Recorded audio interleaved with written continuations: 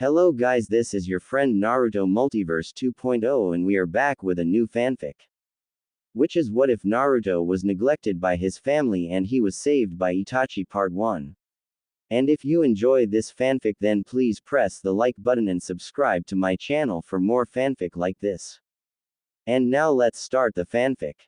It was a quiet night in Konoha. The village hidden in the leaves. Unlike the night before where there was celebration for most, but a living nightmare for one young boy.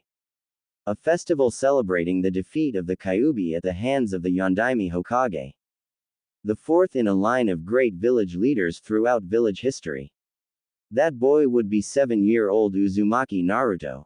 Naruto was a child who had the heart of gold, but most either ignored him or persecuted him for reasons he never understood. And those who were cruel to him or ignored him were not willing to explain their actions to said child. His innocent mind could not comprehend what he had done that was so wrong. Today he found himself opening his eyes in a room that was not his own. In a bed he was not altogether not unfamiliar with.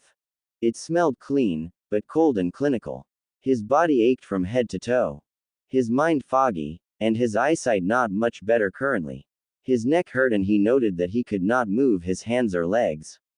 Instead of panicking, he took in a painful deep breath as he did something he practiced many times before as the old man Sandaime Hokage, one of the very few people Naruto trusted, taught him to do. He whistled. But not just a straight single chord, but a specific tune meant to bring forth his hidden guardian angel. A single shinobi hidden by the moonlight. Some were aware of this special tune and moved quickly to prevent its sound from being heard. And little did Naruto know, a small amount of chakra, a mixture of his life's physical and spiritual energy, was incorporated into this tune to ensure it could not be used by anyone else. Unfortunately, Naruto again seemed to be in a position which he would not be able to seek the safety of his protector. The moment Naruto attempted the tune he noted a shadow over his eyes. It was still semi-dark in the room as the sun had not fully arisen. Before a third note could be released, his nose was covered tightly and he heard a woman's voice that commanded him, "Be silent, or this will be far more painful," as he was forced out of consciousness due to the lack of air not reaching him. He was tied down and expected to finally be put out of his 7 years of misery. An early end to a morbid and painful young life. But to his joy, or displeasure, he hadn't decided which at the particular moment, a black blade flew through the window. It stabbed the woman's hand which held Naruto's mouth and nose, but did not touch him. The precision of the blade was meticulous and highly professional. It was downright dangerous and the assassin knew her time on this earth was likely at an end. But she had a mission to complete. She drew the blade from her pierced hand, and proceeded to impale young Naruto between his innocent eyes with the same blade. Halfway through the motion, a silver Tonto intervened. Holding the Tonto was a silver-haired man with a black mask covering his face, with one eye covered by his headband, and he wore the armor of the Hokage's personal guard. Team RO, the Daizensdai Sotodansu. The Hokage's third-generation sword dance, which normally consisted of Hatake Kakashi, Tenzo, Uchiha Itachi, Gekko Hayate and Yugao. The assassin showed no fear. She leapt back toward the door exiting the strangely large hospital room, and instead of trying to escape, she twisted the blade around and swiftly sliced the blade across her midriff, then reverse thrust the blade into her stomach. Seppuku. The art of killing oneself due to failing to uphold one's honor or the honor of their master or family, the boy's savior noted. The master guardian placed 2 gloved fingers on the boy's neck and noted a slow and shallow breathing. Even then the breathing was getting weaker. He was poisoned. Something on the woman's hands must have contained some form of poison. The mysterious savior turned on the light, and immediately opened the door, called out to the nurses, Anbu protocol in effect. I am Anbu and a captain of Konoha Secret Service, codenamed Wolf. Get word to the Hokage of a phantom who tried to snuff out the light of a protected kit. The nurses didn't know what the code meant, but those hidden in the shadows of the inner workings of the hospital did. Within seconds 3 triage nurses arrived and began analyzing the poison residue from the would-be assassin's glove. 2 minutes later, a gust of wind was felt as a swirl of leaves materialized. As the leaves dropped, an old man appeared in their wake. His old eyes fell to the unconscious boy, hardened, and asked all, "What is Naruto's condition?" The old man's anger could be felt in waves as the nurses and the newly arrived doctors could barely stand in his presence. "We managed to get some of the poison out, Hokage-sama. It is slowing the degeneration of his tissues down, but it is not stopping it," the closest doctor offered despite the pressure being exerted just to stay on his feet. "How long does he have?" the Hokage asked dangerously. "A week at most, as we know little to nothing about this poison, and the forensics lab was never finished since." Wolf. "Prepare a squad of 4 including Crow and Raven and meet me on the roof of my office building. Team RO is going on one more mission before it's dissolving." Without a word, Wolf vanished, and 5 more guards appeared as if by magic. The old Hokage nodded his approval and vanished soon after in a puff of smoke. Atop the Hokage tower stood 20 loyal personal guards. But of those, only 3 were in the Hokage's Sandai show. Team RO who were in front all looked over to the side when a green spandex-clad man with a bowl cut arrived. He knelt beside Team RO, prepared to explain his being there. "This is an Anbu meeting, Maida guy. Speak," the annoyed Hokage commanded. Before his ridiculously green spandex-clad rival spoke, Wolf stated simply, "If our mission is what I believe it to be, we will need all of the muscle we can get, which is why I asked Maida guy to join us. Otherwise, all that will remain would likely be the splattered blood of our remains against the wall of whatever town she is currently residing in." After a brief moment, the Hokage found himself agreeing with his first captain. The Lord Hokage nodded, and stated, "Someone who was under my direct protection was harmed in my village. Team RO, alongside John and Maida guy, your mission is S-Class. The highest ranking mission possible, so you know that failure is not an option. Wolf, Crow, Raven, Bonsai, and Guy. Bring my student home. Bring me Senju Tsunade." Normally his corps of soldiers would have vanished in quick motions almost faster than the eye could see, as his word as Hokage was nothing short of law. He however noted their hesitation and looked to the head captain and asked, "What is it, Wolf?" Tsunade-sama was given autonomy from the village many years ago. Attempting to convince her or forcibly retrieve her may prove difficult, Wolf warned, as he knew of the dangerous woman's legendary reputation, not only as a compulsive loser at gambling, but as one of the most dangerous kunoichi alive. A shinobi. A ninja whose guile was not needed often, as her fist were enough to tear very mountains asunder, or so the legends proclaimed. For the first time since the village went on high alert at the hospital intrusion, the old Hokage pulled out his ancient pipe, lit it and took a drag off of it as he shook his head. His expression became cold once more and stated with unwavering conviction, "Bring her home, or worst case I will mark her as an S-rank missing nin. I don't have time to deal with her personal problems right now. She is on extended leave only. She understood this when she left. She is still a registered kunoichi of the Konoha." He stopped speaking momentarily and placed his hand out in a certain direction. A hidden member of the Anbu guard appeared and handed him pen and paper. He jotted down a few things and handed the sealed note to Wolf, who placed it in his satchel. The Hokage placed his right arm out to the side and every member of his armed forces vanished from the rooftop, leaving only him and the 3 Anbu that he chose as his alternate personal guards. As daylight illuminated the sky, it was not the beautiful sunshine which was expected. The clouds were gray. The wind cold and dry as the squad of 4 raced across the rooftops until they reached the front gate of the village. The silver-haired young man with the partial mask, known as Wolf, nicked his thumb, and proceeded to go through 5 hand seals. Special practiced motions with controlled burst of chakra. Once completed, he slammed his hand to the ground and stated the correct activation command, Kuchio's no Jutsu. A small puff of white smoke materialized, and 2 dogs walked out of the smoke. One was a golden retriever who wore a red jacket with the word Hitaki written on the back of it in kanji. The retriever eyes sharp, With a small Konoha headband over his eyes, looked up at the man who summoned him and bowed slightly. The smaller gray dog, a bulldog who wore a blue jacket and a similar headband, but around his neck. The smaller of the two dogs stepped forward and said, "I told you not to summon us while you are using that ridiculous moniker. Why not change it to Hound or something cool? But Wolf, at least summon us as yourself."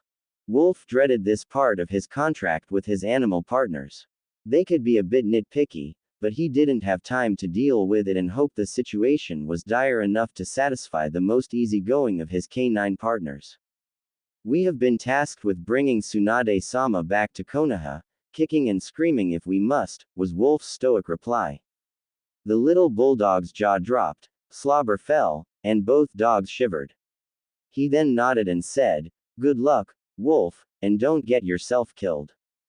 Two of the Anbu of Team RO were astounded to find a rare Ninken, talking ninja dogs.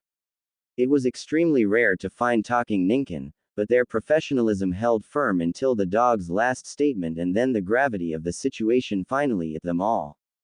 They were on a mission to bring back one of the most dangerous people alive who wanted nothing more than to gamble her life away and to continue teaching her apprentice the way of the medical battlefield shinobi. "Thanks, Pakun," Wolf acknowledged the bulldog. "Here." He pulled out a piece of cloth that he acquired from the Senju estate and handed it to Pakun and his Ninken partner for the day, Ninja Dog Boss. The boss Ninken finally spoke up, "This is likely my last mission, Wolf. I have pups at home who need me, and two who are even considering joining the Konoha Ninken Corps in a few years. I need to be there and ready for them. Pakun will be taking my place as this pact's leader," much to both Wolf and Pakun's surprise, but neither showed it. That in and of itself made him proud. Wolf and Pakun bowed and said, "As you wish, Inu no Masuda." Master of Dogs. His title in this instance rather than a name out of respect of his service. One of Team RO cleared his throat to emphasize that time was not on their side. Wolf nodded and asked the Inu no Masuda, "I believe Master Jiraiya, another of the legendary Sannin, is currently residing on Mount Myoboku, home of the shinobi toads. Can one of you lead one of us to Tsunade, and the other get word to Master Jiraiya of what's happening? But please, more than anything else in the world, make sure Jiraiya knows we are trying to get Tsunade back to heal his godson. Jiraiya-sama has stayed current on his security clearance. Hopefully he can get to Tsunade-sama first and calm her before we arrive. One of the legendary Sannin is scary enough to have to consider fighting. But as long as he knows it's concerning his godson, we might survive this endeavor yet." The golden retriever nodded and vanished in a puff of smoke. Pakun took another sniff of the cloth from the old Senju estate and noted, "I thought my mind was playing tricks on me, but she is here in the land of fire. I believe she was over near Tanzuki town. The gambling paradise." Wolf froze in place, as he feared he would have to face off against Tsunade before Jiraiya arrived. His palms began to sweat, and for the first time in many years, he felt fear. Even at his most professional, those around him did not completely miss it either. He took in a deep breath and reminded himself, "I am a member of Konoha's Anbu. The most elite of the elite. I graduated the academy at age 7 when most don't until they are at least 12. I became captain of an Anbu assassination squad at age 13. Age 14 I was a member of the Hokage's personal guard. I've got this," he thought as he calmed his heart rate. His team of Raven, Guy, Bonsai and Crow nodded that they were prepared for whatever came next. The four took to the trees and flew from branch to branch in the chilled air, as did Pakun, who took the lead. He stopped every 15 minutes or so to try to pick the scent back up as the now heavier winds blew and light rains carried the scent in multiple directions. Fortunately Pakun was still very young, and one of the best non-human trackers Wolf ever had the pleasure of working with. After a full day of travel, Anbu Bonsai stopped, causing the others to do the same. "I know that you and Guy have this insanely inhuman training regime, but the rest of us need rest, Wolf-senpai," he joked lightly, which caught most off guard except Wolf, who knew his younger Kohai held a sense of humor. The group stopped and Banzai placed his hands in seals specific to him and added the requisite chakra. Within seconds a wood cabin was built. It was small as to be hidden off the main road, but large enough for the travelers to stretch out and rest on the wooden beds. Good old Banzai, Crow thought.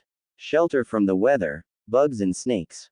I'll take first watch. We'll need our strength if we are forced to take on Tsunade-sama. Shifts of 3 hours each until we are fully replenished, and can make the last leg of this journey. Hopefully she will be too drunk to notice us until we have her transported back to Konoha. Wolf quickly placed sound special Fuinjutsu seal barriers up around the cabin so that sound would not escape, but could still be heard from the outside. Guy simply moved to an empty bed, but looked over at his rival with the black mask covering his face who had managed to have a bed on top of the wood, a comforter and pillows. He had to know and asked, how? Wolf pulled out an orange book after he sat on his bed and got comfortable. After a moment Wolf glanced at his old friend and did something he hadn't done since their youth. You say something, Guy. As he turned back to his book, not revealing just how versatile and bad Fuinjutsu really could be. Slightly frustrated, Maida Guy reverted back to his 13-year-old self and said, damn you and your cool hip attitude, Ka. Wolf. Was all Wolf said, and fell asleep, leaving the normally stone-faced, stoic members of the Anbu laughing at their temporary teammate. It diffused the tension in the air and allowed them to replenish mentally as well as physically and spiritually. Konoha. Another night had fallen upon the village hidden in the leaves, but all was not peaceful as it should have been. There were tears of angst and unbridled outrage. The Uchiha clan, one of the precious, most prolific in the Leaf, and one of the very founding clans of Konoha were exterminated less than 2 hours past. Flashback 2 hours prior. 2 blocks outside the Uchiha estate, a 7-year-old Uchiha Sasuke saw fire, lightning, earth and stone which flew in every which direction. Metal blades clanged as tiny kunai knives made impact with each other, whether in hand or as projectiles. His legs which could barely move pushed past his shock. His satchel dropped and he propelled himself faster than he thought possible. He barely made it 30 feet before a Konoha Jonin in his green flak jacket and black pants with a katana strapped to his back swooped in like a bird of prey, and carried young Sasuke back to the Shinobi Academy. The jolt of speed left Sasuke disoriented and unable to object. Having stopped, Chunin teachers and students immediately looked to see what the recent fuss was about as the bandana-wearing Jonin appeared in a cloud of leaves with a disoriented young Sasuke. Yumi no Iruka, Chunin-sensei asked, "What's going on, Genma-san?" Sasuke is old enough to walk home by himself. Genma, while he respected Yumino-san, didn't take kindly to being questioned by a subordinate rank, but due to time constraints, he let it slide and said, "The Uchiha compound is under attack. Sasuke's brother is a friend of mine and asked that I watch over him while he was on a mission on his way toward the main gate. Get all remaining students back inside now. I want barriers in place. Keep those kids safe, even if it means you give up your life for theirs." Without hesitation, Yumi no Iruka nodded appreciatively and replied with, "Yokai." A simple way to say Roger, or, Roger that, Genma thought with a small smirk as he turned to rush to find the Hokage. Raven and Crow were to be the party to exterminate the Uchiha should they ever rise against the village itself, as they were members of the clan and could infiltrate meetings of the higher-ups there. But as they were out on a mission, it's reasonable to assume the Uchiha clan's council figured out Raven and Crow's place in the grand scheme of things. That meant speeding up what needed to be done and only when they were outside of the village. The council of Crow's father, the head of the Uchiha clan, alongside Crow's reluctant mother, and a few others of note.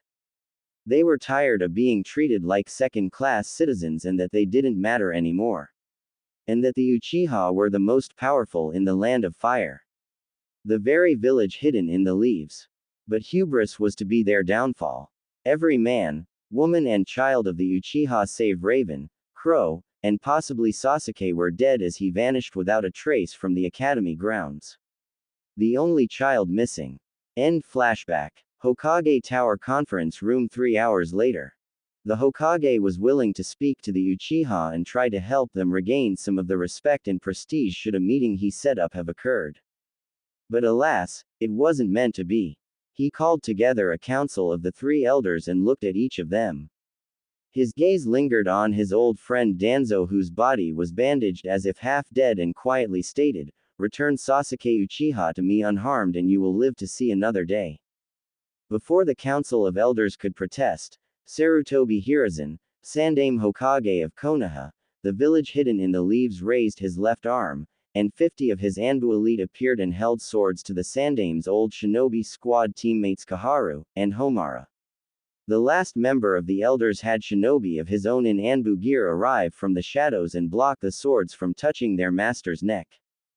The old Hokage merely smiled. Not a joyous smile, but one filled with nearly murderous glee and terrifying determination.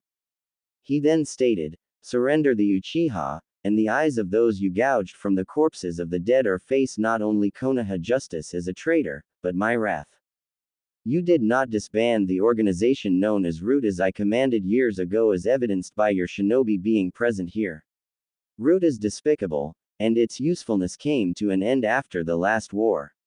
You performed genocide on a clan without the support of your Hokage, and the entire council of clans. Your time as an elder is over, and your career as a shinobi is as well. Now surrender Sasuke or die. I can assure you, Danzo, my stick is bigger than yours." Danzo was a dangerous man, and would not go down without a fight. He simply said, "These are a few leftover shinobi from an era bygone and who refused to leave my side. As for the Uchiha, I had nothing to do with that, nor is there any proof of any of this madness you are spouting, Hiruzen. If anything, you may have been known as the professor in your younger days, but you have gone senile, old man." Got him. Danzo thought to himself. Then let me enlighten you as to why I was called that. If it was you who took Sasuke, you would likely take him to a base you believe I am unaware of. One that is further away from the carnage. Possibly the Riku base. The Sandaime offered. Danzo didn't show it, but he suddenly felt a pit in the bottom of his stomach. The Sandaime then placed his hand in an odd head seal and an explosion could be heard. It was one of the known, former, root bases from a time long past. "You see, old friend, I knew exactly what you've been up to. I have had my own Anbu infiltrating your root organization for years. I know every location and every shady deal you have made. The only reason you have not been executed yet is because in your own sick, twisted way. You do everything you do to protect the leaf. So let's play a little game. It would take about an hour to get to your Riku base at top speed and it's been about 45 minutes. Let's see, who do I have out that far? Oh yeah, I have a promising young woman who I entrusted with the hand seals to specifically signal the destruction of Root. If she didn't receive my signal not to begin, she would give a counter signal to all true Anbu through use of these wonderful little items called headsets. And it looks like time is just about you." Explosions erupted from all around the village and larger explosions could be seen in the distance. Danzo could no longer hide his disdain and was nearly frothing at the mouth. "You three have been my teammates for a time. My friends, and now my adversaries it seems. I had some of my resources look into what occurred with Uzumaki Naruto as well. It was a poison made by Chiyo of Sunagaku no Sato. The only reason we are not going to war is because the purchase was tracked back to you two, Homaru and Kaharu." "Why?" The two took in a deep defeated breath and Kaharu began, "We believed you were getting too close to the demon. The closest Anbu went to decapitate her, but was stopped by a glance from the Sandaime. You know my laws. You will not refer to Naruto as a demon. Naruto's burden does not make him a demon. Only a container for the nine-tailed beast. You two are old enough and should know better. You know the sacrifice his parents made in order for him to be seen as a hero." After another uncomfortable moment, Homura stated, "Look at the depths you are willing to go through for an orphan.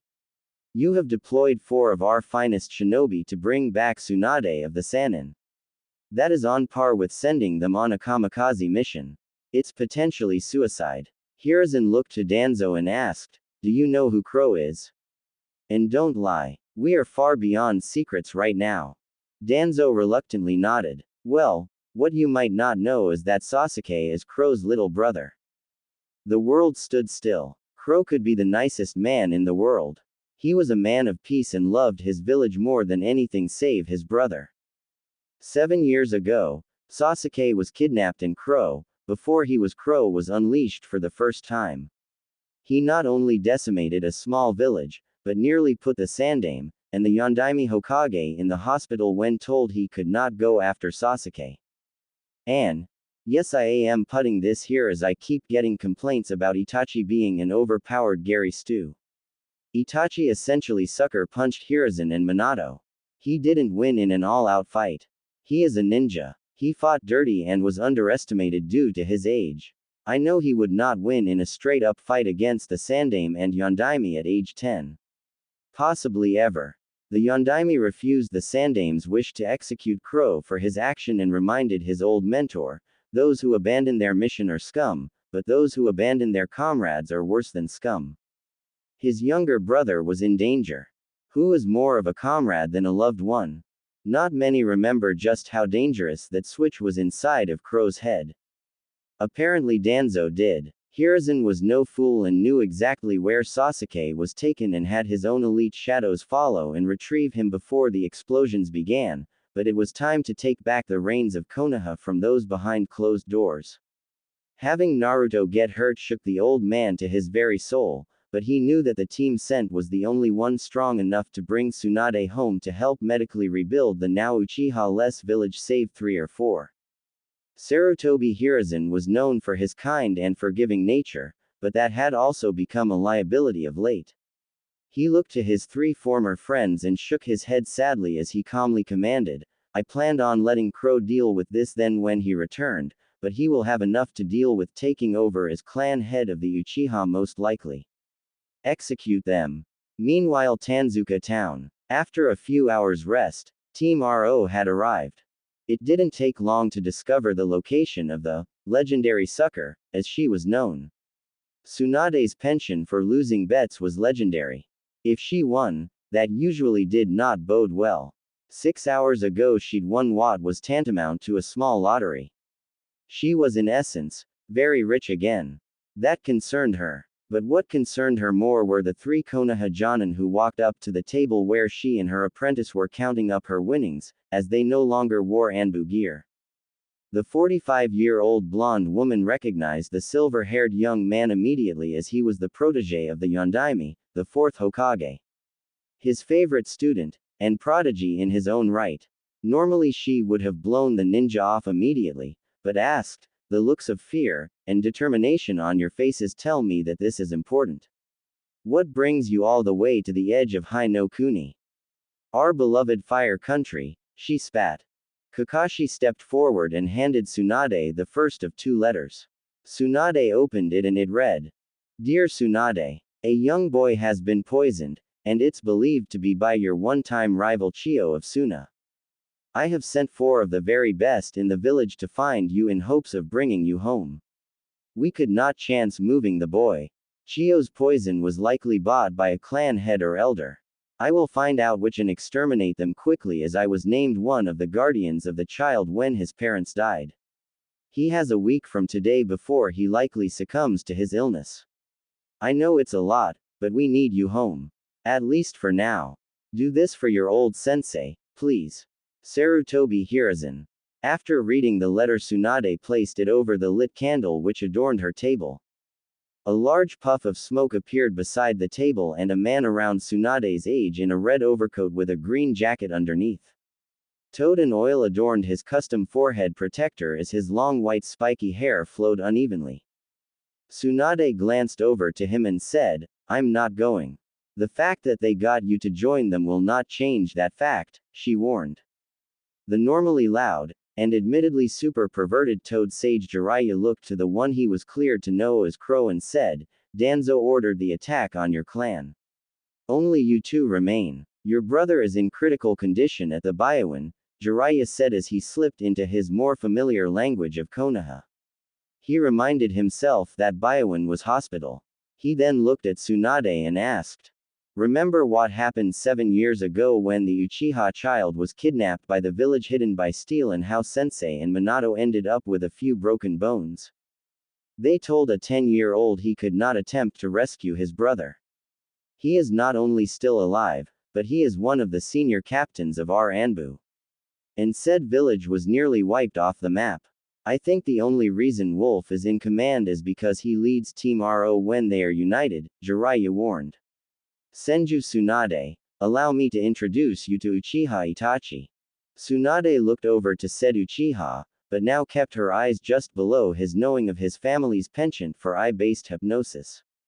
Itachi spoke for the first time since retrieving the news as his hand now gripped the kunai blades in his pouch. "I had reason to bring you home as another is in great danger and it was our Hokage's wish, but now failure is not an option. Will you come with us peacefully, Tsunade-sama?" Tsunade was curious and inquired, "And if I don't? I will beat you to within an inch of your life, have your protege here heal you, and drag you back kicking and screaming so you can heal my brother." Tsunade cracked her knuckles, and her neck appeared behind Itachi at an impossible speed and sent a punch toward his head. As the fist impacted, she found nothing but air, and crows dispersing as she then heard his smooth, classy voice, "You'll have to do much better than that if you want to defeat me, my lady." Kakashi looked over to Jiraiya, not knowing whose side he would take. It was no secret that the Super Toad Sage pervert of Konoha had a thing for the slug princess Tsunade. Jiraiya sighed and said, "It's my godson Naruto, she is refusing to help by not going. I won't allow her to be hurt too badly, but she or her assistant Shizune must be taken back to Konoha to help Naruto." Right as Jiraiya finished saying his piece, another wall was destroyed. Tenzo, formerly known as Banzai, stepped to the side and asked his senpai, "So, are we going to get involved in this?" "No, but our good buddy made a guy as if Itachi can't finish this soon." The quiet assistant puckered her lips up and fired out metal senbons. Almost like little thread needles. They almost struck Tenzo and Kakashi near, or about dangerous pressure points. She removed her hood and glared at her childhood friends Kakashi and Guy. They in turn looked on in shock. They believed their friend to be dead. "Shizune?" Kakashi asked carefully. The bar on the far side of the casino establishment was now torn out of the floor and tossed effortlessly by Tsunade at Itachi, who for the first time this fight was grazed. Jiraiya hated what he had to do. He joined the fray. He walked over and stood face to face with Tsunade and said, "It's time to go home, Tsunade." "I no longer consider Konoha my home," she answered honestly. "I'm sorry you feel that way, but I have received a copy of these boys' orders. If you don't come home, you will be marked as a missing nin with an S-class bounty on your head. You will have to watch over your shoulder for the rest of your life. Ninja and civilian alike will try to lure you into a false sense of security, and pounce the moment you show even the slightest weakness. Don't make me have to fight you. Plus, it didn't say you had to stay in Konoha. You are just needed for now. It's there, brat," emphasizing whose child Naruto was. Jiraiya hoped his rare serious moment was enough to convince her of how important this mission was. As soon as he stopped, she walked up to him, back her fist and yanked it forward to create an impact across his face that caused the very air to tremble. He was knocked back a kilometer. One of the more dangerous elements now out of the way, she stepped outside to deal with an increasingly less patient Uchiha Itachi. She looked back to Itachi as he managed to hide long enough to give Jiraiya his chance. She then said, "I'm sorry about your brother, truly, but I lost my love and my little brother to the ninja world. I will not help the fools of the hidden leaf." Itachi stood firm, conviction in their hearts. Then they were blurs as they raced toward each other once again. "So this Joker's the one who took on Minato and the old man," Tsunade pointed to Itachi and snorted disbelievingly. "I'm not impressed." Itachi, who just learned of his family's fate, now spoke from the shadows of the darkly lit room, denied, "I'm not here to impress. I only managed to do so because they underestimated my desire to protect my little brother." On a head-on match, I would have been decimated. But that doesn't mean I can't handle my own. He warned as he threw multiple shuriken and kunai from what appeared to be every angle in the room at once. Tsunade realized what she was seeing wasn't possible and placed her hands in the requisite seal as she quickly called out, Kai. Release, as she stopped the flow of chakra through her system and impressively dodged every single projectile while she kept an eye on her apprentice who seemed to be holding her own well enough. It seemed as if they were not trying to use lethal force on her ward, and for that she was grateful. Not that Tsunade'd admit it. Jiraiya, who'd prepared for Tsunade's sneak attack, sent a Cage Bushin clone in his stead. He'd been correct to send the self-aware duplicate in his place. As the second clone flew back, he could see Tsunade getting very angry from the clone's memory transferring to him after its defeat. Every time one was knocked back, it disappeared in a puff of smoke seconds later. Shisui kept Shizune from interfering as his speed nearly doubled that of most other Konoha Jonin. The fight seemed as if it would last forever until a green blur appeared to fly through the air at a speed that caused the wind to whistle. Right as Tsunade's form twisted, it was a split second too late as a baritone voice called out, "Dynamic entry." The flying kick caught the distracted Tsunade off guard. As she lifted her body back off the ground, she looked to Guy and said, "This isn't over," before she passed out from the shock of the strike. Fortunately, Maeda Guy was a taijutsu expert and knew where and how to strike to avoid any vital spots and permanent injuries. Unfortunately for Guy, however, Tsunade losing consciousness was only a ruse. She flipped back up, kicked Guy in the chest, who flew through another wall which illuminated the room more as the light from the outside shone in. That gave Itachi less places to attack from. Tsunade's kick matched perfectly with where Jiraiya was standing outside as he was hit as Guy's body was propelled through the wall. Guy and Jiraiya stood up off the ground. Guy, who was a Jonin in his own right, was pissed, and was glad for his many years of training honing his body to be virtually unbreakable by normal shinobi. Tsunade was far above normal, but Guy built his body to take a beating. And now he was ready to doll out some of his own. Konoha's beautiful green beast, Maeda Guy looked at Jiraiya with a sadness as he lipped, "I'm sorry," and entered into a standard horse stance. Aura started to glow around him and he called out simply, "First gate." Kaiman. Gate of opening. Maeda Guy, being one of the rare true masters of the physical martial arts, was able to open a limiter on his chakra. It was a notable increase in speed and power. He steeled himself to incapacitate one of his taijutsu heroes. On the other side of the lounge, Shizune kept watch as best she could while she dodged attacks from Kakashi, whom she could tell was trying to stall rather than hurt her. The man she didn't know, who seemed to be able to use a Kekkei Genkai, thought lost since the death of the Shadaime years past. She was, however, getting tired. Shisui had had enough and managed to speed past all of Shizune's Senbon, kunai, and even her directed poison mist. Not easily, as she was very well trained, but he was Shisui, the teleporter, for a reason. His speed only surpassed by Hitaki Kakashi and the now deceased Yondaime and Nadaime Hokage. He appeared behind her and held a kunai to her neck, and called out, "This ends now." Shizune popped away in a puff of smoke. Damn, Shisui realized. Cage Bushin. He swore as he was struck in the back of the neck by a Senbon and fell over unconscious. Jiraiya appeared behind the real Shizune, and struck the back of her neck, but not before she pulled slightly away from the blow. It was enough to not be knocked out despite the pain. She laid on the ground and waited motionless for the moment she could heal herself undetected. After a few moments, she was alone. Her palms began to emit a green glow and she utilized her Shozen Jutsu, her mystical palm technique from her medical jutsu training, to heal herself discreetly. Shizune, having witnessed all of the bloodshed, slowly stood up. Jiraiya, having caught this, saw that Shizune held her hands up in surrender. Jiraiya, not being a fool, threw a pair of chakra-suppressing cuffs over to her, who nodded and placed them on. This did not go unnoticed by Tsunade, who was trading blows with a much more ferocious Maeda Guy and Itachi, as Tenzo and Shisui took a moment to catch their breath before heading back into battle. Shizune. What are you doing? Tsunade bellowed. Please stop, Tsunade-sama. This entire casino is almost completely destroyed, and we don't have the funds to pay for this. We should hear them out fully and possibly go back, as Konoha will pay for this, misunderstanding if this is as important as I'm beginning to think it is.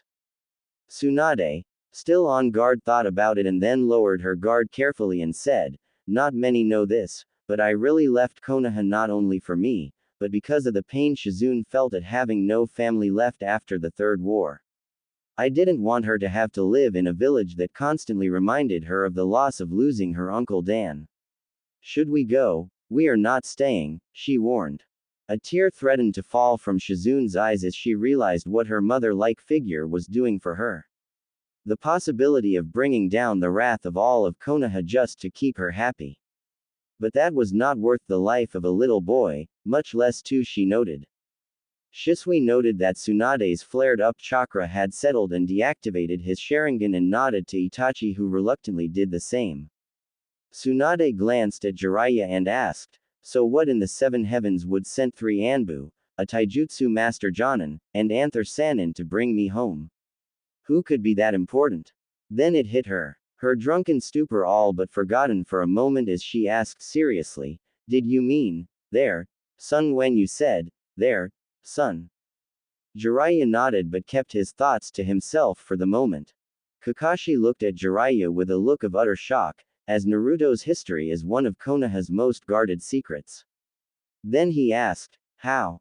I am Konoha's external spymaster, as Danzo was its internal. Before he was beheaded a few hours ago anyway. My security clearance is higher than yours, kid, he explained to an incredulous Kakashi. Kakashi didn't like the fact that there were others the Hokage trusted more than him where Naruto were concerned, but then remembered that Jiraiya was once one of the Sandame's prized students.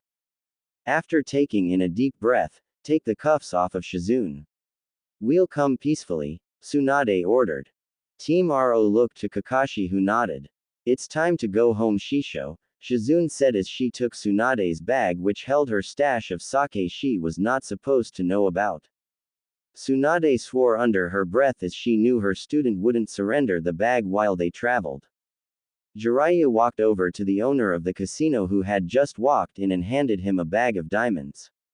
More than the cost of rebuilding, the loss of customers for the time it took to rebuild, employee pay while out of work, and still have money over for improvements and renovations. The owner found out who caused all of the destruction, walked over to her and held out a hand, and Tsunade took it as he said, thank you, Tsunade-sama. We would have been forced to close in a few months. Now we have everything we need to stay open and more. Your debt to this establishment is wiped clean. Tsunade shook his hand in earnest with a great big smile on her face and began the charge home. She looked back at her old teammate and friend for a brief moment and said, this brat might just be worth saving after all. Let's not forget about my brother as well, Itachi warned. To keep tensions down, Kakashi ordered operational silence on his team the rest of the trip. The group picked rare medicinal herbs they saw along the way, as they might be useful in stopping rare poisons. They eventually stopped and rested at an inn for a few hours to get cleaned up, re-energized and prepared for the rest of the journey home. Tsunade considered trying to run for it, but Team Ro and Jiraiya were still relatively guarded, and Shizune genuinely seemed like she wouldn't mind seeing home again, if just for a short visit. So she decided to steel herself and make her way home. Konoha Byon. Room number. Classified by order of the Hokage. Uzumaki Naruto tossed and turned, his fevered body wanted to give in. To give up, but Naruto, while only a little boy, held a will and willpower of a fighter. A warrior that would not give up and never give in. That would one day become part of his nindo, his code of honor. His very ninja way should he survive long enough for Tsunade to arrive. But not all was as it seemed. Inside of Naruto's body resided some things out of the ordinary. Inside of Naruto was a spiritual world similar to that of the subconscious of others, but not many housed anything as infamous as what was housed inside of him. A force of nature in itself. The infamous Kyuubi no Yoko, the nine-tailed fox. It sat awake behind its caged doorway looking outward. Hate permeated nearly visibly in every direction. A massive orange nine-tailed beast whose lonely, intelligent eyes narrowed as he settled on his decision not to help the human child. His own fate linked to that of the blond boy. The rage of 1,000 deaths rung throughout the large black empty space outside of the fox's cage as he howled out into the nothingness. He looked again at the cage which bound him with a piece of paper.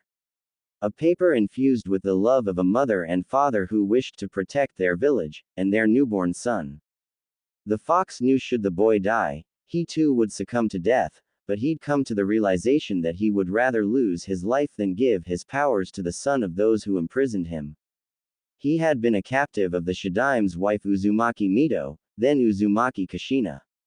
But the final insult was sealing the great Kyuubi into a newborn child. His pride wounded beyond reconciliation. As such he withheld the special element of his power. The healing cloak. The one thing which could overpower the poison currently plaguing the young Uzumaki's life. After a few more hours of self-pity and roaring wildly, the fox finally calmed and laid once again on the cold floor of his cage, content in the knowledge that his suffering would soon be over. This short-lived peace wasn't meant to last, however, as the fox heard a thunderous roar above him. He stood up in his cage, eyes sharp as he glanced upwards, not in fear, but merely curious as to who would be brave or foolish enough to disturb the great fox. The Kyuubi looked outside his cage and saw a large glowing green silhouette covered in orange circled in the air of the blackness, sightless of the massive room descended upon his temporary home. At the large creature's touching of the ground, the Kyuubi found himself thrown back in his cage. The force of power far exceeding expectations. While the Kyuubi accepted the fact that he was to die soon, he had no doubts that this being in front of him could make dying peacefully quite troublesome. Its massive size dwarfed his own, but that did not faze the nine-tailed beast in the slightest. That was until the dustless room's fog cleared, and the green figure became more prominent, armor and all. The large-scaled beast walked forward and became smaller and smaller with each step, and body reformed into that of a petite young woman who looked to be in her early 20s. Upon his clear clarification, the Kyuubi immediately stood in his cage and bowed respectfully, "Ryu Kami-sama." The woman was no more than 5 feet tall, her flowing white gown accented by her green diamond-encrusted flat-heeled shoes. Her shoulder-length crimson hair flowed wildly around her face, yet her wise, intelligent jade eyes peered into his very soul. "Celeste will be fine," the small, shapely woman offered kindly. "I know of you as I have watched your family's curse since Hagoromo Otsutsuki separated you from your siblings so long ago. He and I have had some interesting talks since his passing." That last part hit the Kyuubi hardest as he fought to speak. "Does that mean you are here to lead the boy to the ever after?" "No, dear Kurama. It's not quite his time yet," she said, her voice even more kind as she slipped past the gate which held him, and rubbed his snout lovingly. "I am here because I am slightly disappointed in you. I can see the shock in your eyes, but yes, I know your actual name too." She laughed a bit, then turned a bit more serious. A coldness in her eyes that wasn't there before. "How do you know of me, Kurama? All chakra spirits and sages know of at least the legend of you. I felt your power as you descended, and although you kept your powers minimal, likely to keep the boy's healers from detecting something off, I knew it was something quite celestial about it. A far step from chakra. Had you released more power, I would have likely been forced to the ground, mistress," he reluctantly admitted. "Good to see you know who and what you are dealing with. So this should make this encounter go by a bit faster." "Kurama. Kyuubi no Yoko of the village hidden in the leaves. You are to be judged," she confirmed sadly. The Kyuubi now known as Kurama stunned asked, "What have I to be judged for?" "I was captured by Hashirama of the Senju clan nearly 60 years ago, shoved into his wife, forced to stay sealed in her until she was ready to pass on.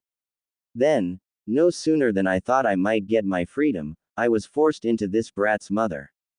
And then finally, to add insult to injury, they placed me in a child at birth." He snapped. Celeste's eyes flashed purple in a bit of anger, and Kurama took a deep breath and reined in his temper. He remembered very quickly that with a word, he would be obliterated, and not reformed in the afterlife, reunited with his father. Please forgive my temper, Celeste Ryukami-sama. I have just been imprisoned for so long, I forgot myself for a moment. Celeste, who already knew of all Kurama's torments and suffering, could not let his greatest sin go unpunished. While she cared about Kurama, someone under her purview, she would not allow an innocent child to die because of his prisoner's past.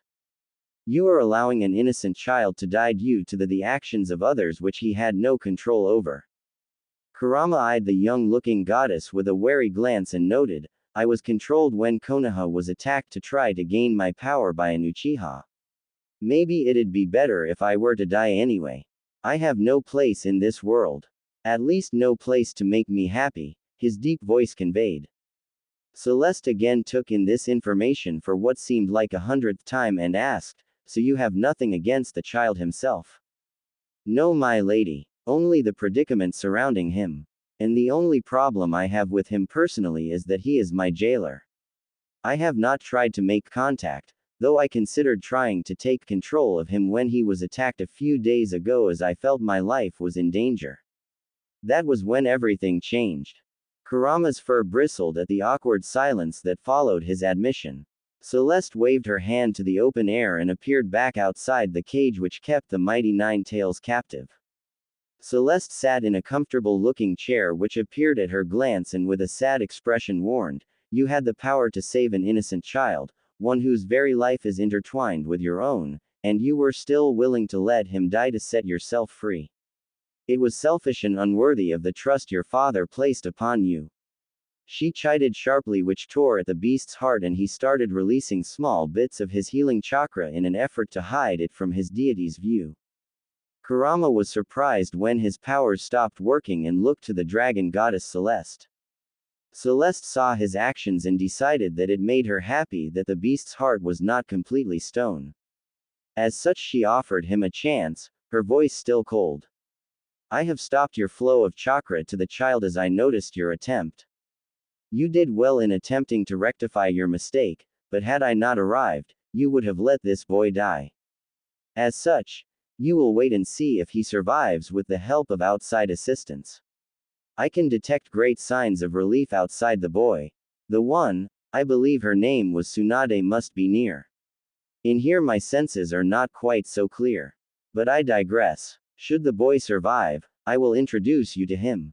You will plead your case to him and he will decide if you are to be given another chance, or sent into oblivion. Let us see if my hunch for this child is right. At the front gates of Konoha, the two Chunin-level shinobi that guarded the entrance stood from their seats in awe as Senju Tsunade's visage could be seen slowing down to enter the checkpoint. Kakashi bit his finger and dropped a blood sample on the special chakra paper which verified his identity. The others followed suit. The two at the gate were so awed, they could only bow in reverence. Soon as the group was past the gate, Tsunade whispered to Jiraiya, what's with all the spit and shine, Jiraiya? Your perverted excuse for a novel can't be that great, can it? She deadpanned. Jiraiya curled his lip in mock indignation and said, it just so happens both of my newer books are masterpieces. And are on the Shinobi World's bestseller list for a fourth month in a row. Then his face took on a more serious tone as he said, they are looking at you. You are one of the legendary Sannin after all, and you haven't been home in over 9 years. Tsunade was about to object when she saw people bowing in reverence as she took in the majesty of her old home village. Its beautiful landscapes, and she took in a deep breath and looked at the medical center. She wasn't happy to be home, but she turned on her clinical mode, mostly, and walked up the steps to meet the Sandaime as he walked out of the glass doors to meet her. Faster than the eye could see, she punched her old sensei back through the doors before they could slide open and he flew back nearly 40 feet. 20 Anbu appeared, 3 which caught the Sandaime, the others, Wolf, Crow, and Raven, included surrounded Tsunade. Hiruzen checked and found only a few broken ribs and said, you are lucky you are so needed right now, Tsunade. This will not go unpunished, His old voice chillingly warned. Tsunade's voice equally cold replied, "We are leaving the village after this is done. Send another S-class crew of shinobi after us again, and I won't hold back next time. I warned you and the council to improve the medical training for years so you wouldn't have to depend on me so much. You should have listened. Now tell your band of misfits to move and show me to my patients, old man." The Hokage growled at his old student's blatant disrespect, but could not deny she had a point. He gave a small nod and the small army's swords were put away, and most again vanished. Shizune walked over and bowed respectfully to the Hokage, who barely remembered her, but remember her he did. "Hello Shizune. At least you still have some manners," Hiruzen noted through the pain. Shizune giggled slightly at the older man's comment, but stifled them upon seeing the glare of her master. She then offered, "If I may, Hokage-sama, I can heal you if you'd like." The Hokage didn't know whether to trust this untested medic, or untested in Konoha, but that whole thought process was silenced at Tsunade's scoff. She could have handled this whole mess. As a matter of fact, next time she wants to visit home, she can deal with this and the paperwork too. Hiruzen, a few of his guards along with Shizune stopped in the room beside Uzumaki Naruto's. Across from his was that of Uchiha Sasuke, who too was hurt in his abduction attempt by Shimura Danzo before his execution. Hiruzen was helped back and lain on his back. Shizune began his examination and surgically repaired his bones with her Shozen Jutsu. After explaining that he would need to rest for a day or two, Itachi grasped Shizune's arm gently as she exited the examination room, and asked, "Please Shizune-sensei, look in on my brother. Tsunade-sama assurances tell me that you are more than capable." Shizune looked to the Hokage, who tilted his head in assent. They walked to the next room and Shizune noted that the raven-haired boy's body was covered in burns. Third-degree burns from what looked to be an explosion. Itachi's Sharingan was active so that he could follow the procedure. Shizune considered shooing Itachi out, but decided against it, remembering the fight that ensued due to her Shisho's brash words about Sasuke earlier, which led to the unnecessary battle. This time Shizune transferred into her scrubs after a quick wash-up behind the privacy curtain. Like with Hiruzen, she used hypoallergenic hand soap and scrubbed her body of contaminants and placed on hypoallergenic gloves as well. She activated the hand seals for the Shozen no Jutsu and ran her hand across the red-skinned miner. As the medic diagnosed further, her eyes widened as realization hit her and she shoved Itachi out of the way. Shizune started pumping Sasuke's chest methodically.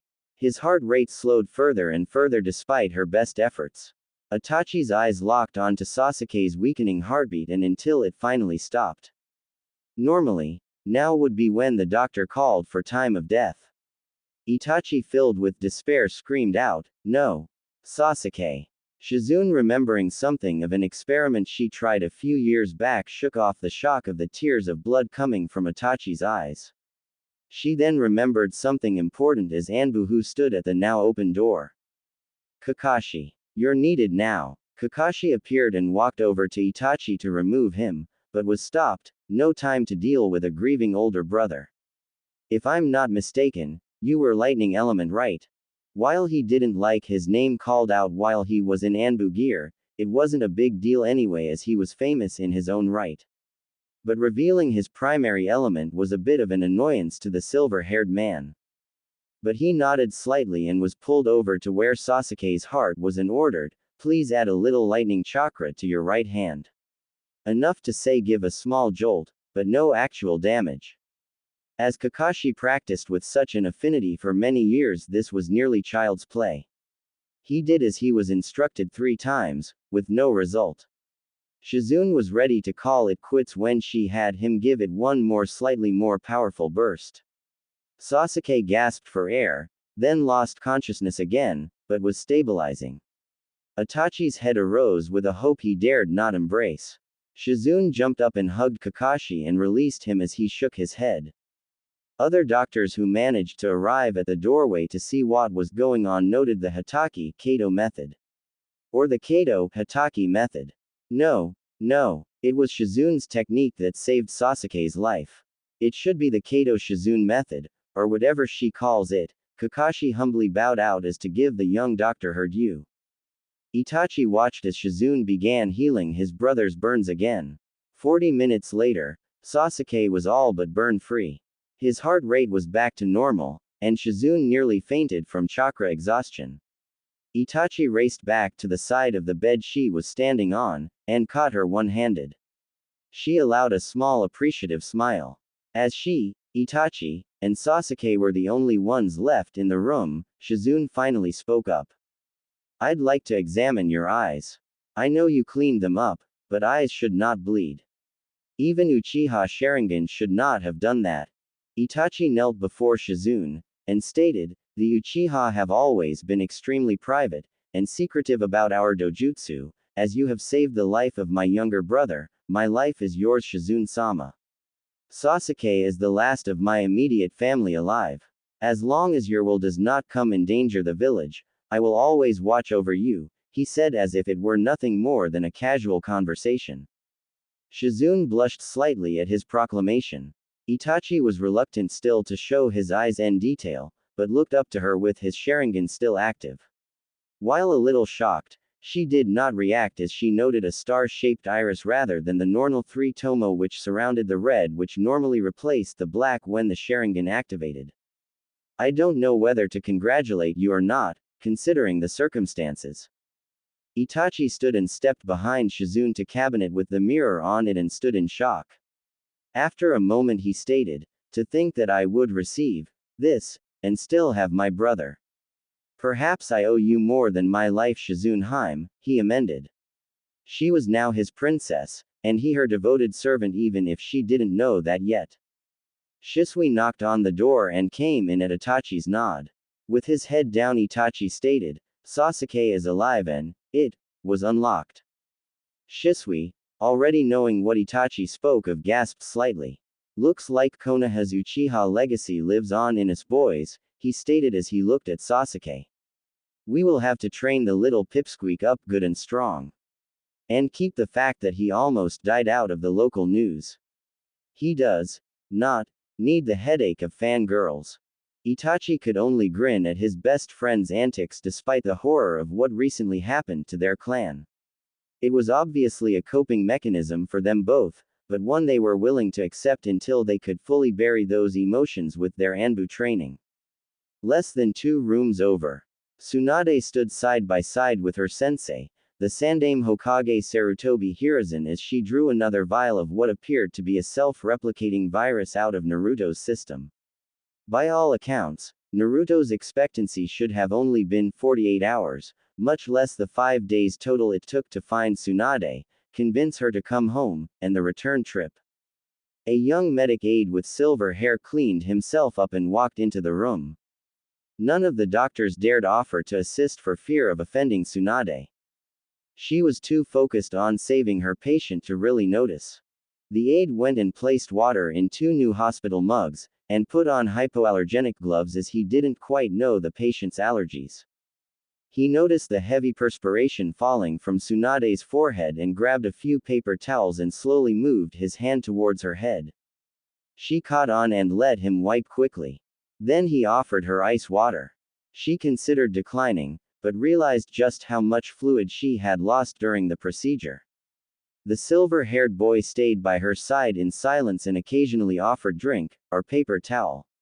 It made her job a little less stressful, and she'd taken note of the young man's calm under pressure and decided to keep that in mind if she were to make recommendations for higher-level training.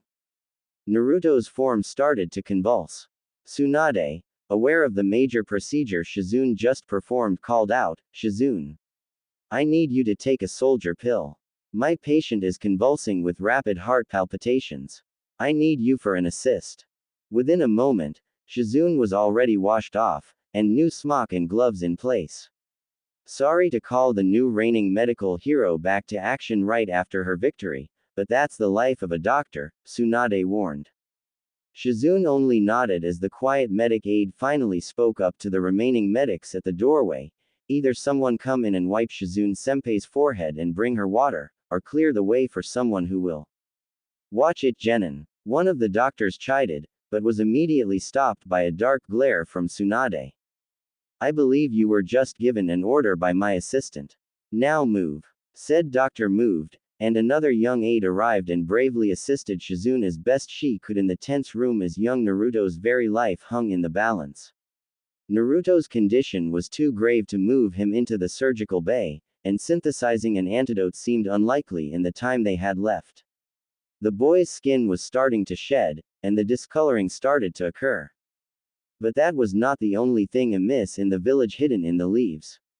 The woman who attempted to kill Naruto found her finger twitch. A sensation she should not have felt, as she should be dead. Her head throbbed and she felt extraordinarily weak. As her eyes opened, she gazed upon the face of a medic who healed her restrained body, and on the other side, she noted a familiar face. She smiled sadly as she stated, "I know what I did, but was not in control. I am ready for whatever punishment Hokage-sama commands. You will get no resistance from me," she offered. "Well, damn, I was hoping you'd offer some kind of resistance. It would have made my day so much more fun," the bald scar-faced man retorted in the dark, dirty, metal-filled room. An assassin awakened, her body immobilized, her thoughts on the young boy she was forced to try to kill. The would-be assassin looked into the man's cold eyes who stood directly in front of her and whispered, "The traitorous snake used his power over this cursed seal to compel my hand." For the fourth time, the kunoichi of Konoha explained what occurred when she attacked Konoha's Jinchuriki. She offered no resistance, nor did she fight the Yamanaka mind-walking techniques to aid in the finding of the truth. The Sandaime was furious beyond words. He didn't understand many things his former student did, but trying to assassinate a child was the last straw. Sarutobi turned back to his former student's puppet, but was surprised when she spoke first, finally 100% cognizant. "The antidote to the poison is in my home under the bow staff display in my bedroom. Someone please hurry and get it to the child's attending doctor before it's too late. I am already on Lady Tsunade's bad side from an event years past. And I'm already on a lot of people's shit list. Please inform her it's the root of Konohakiriko, and aloe vera.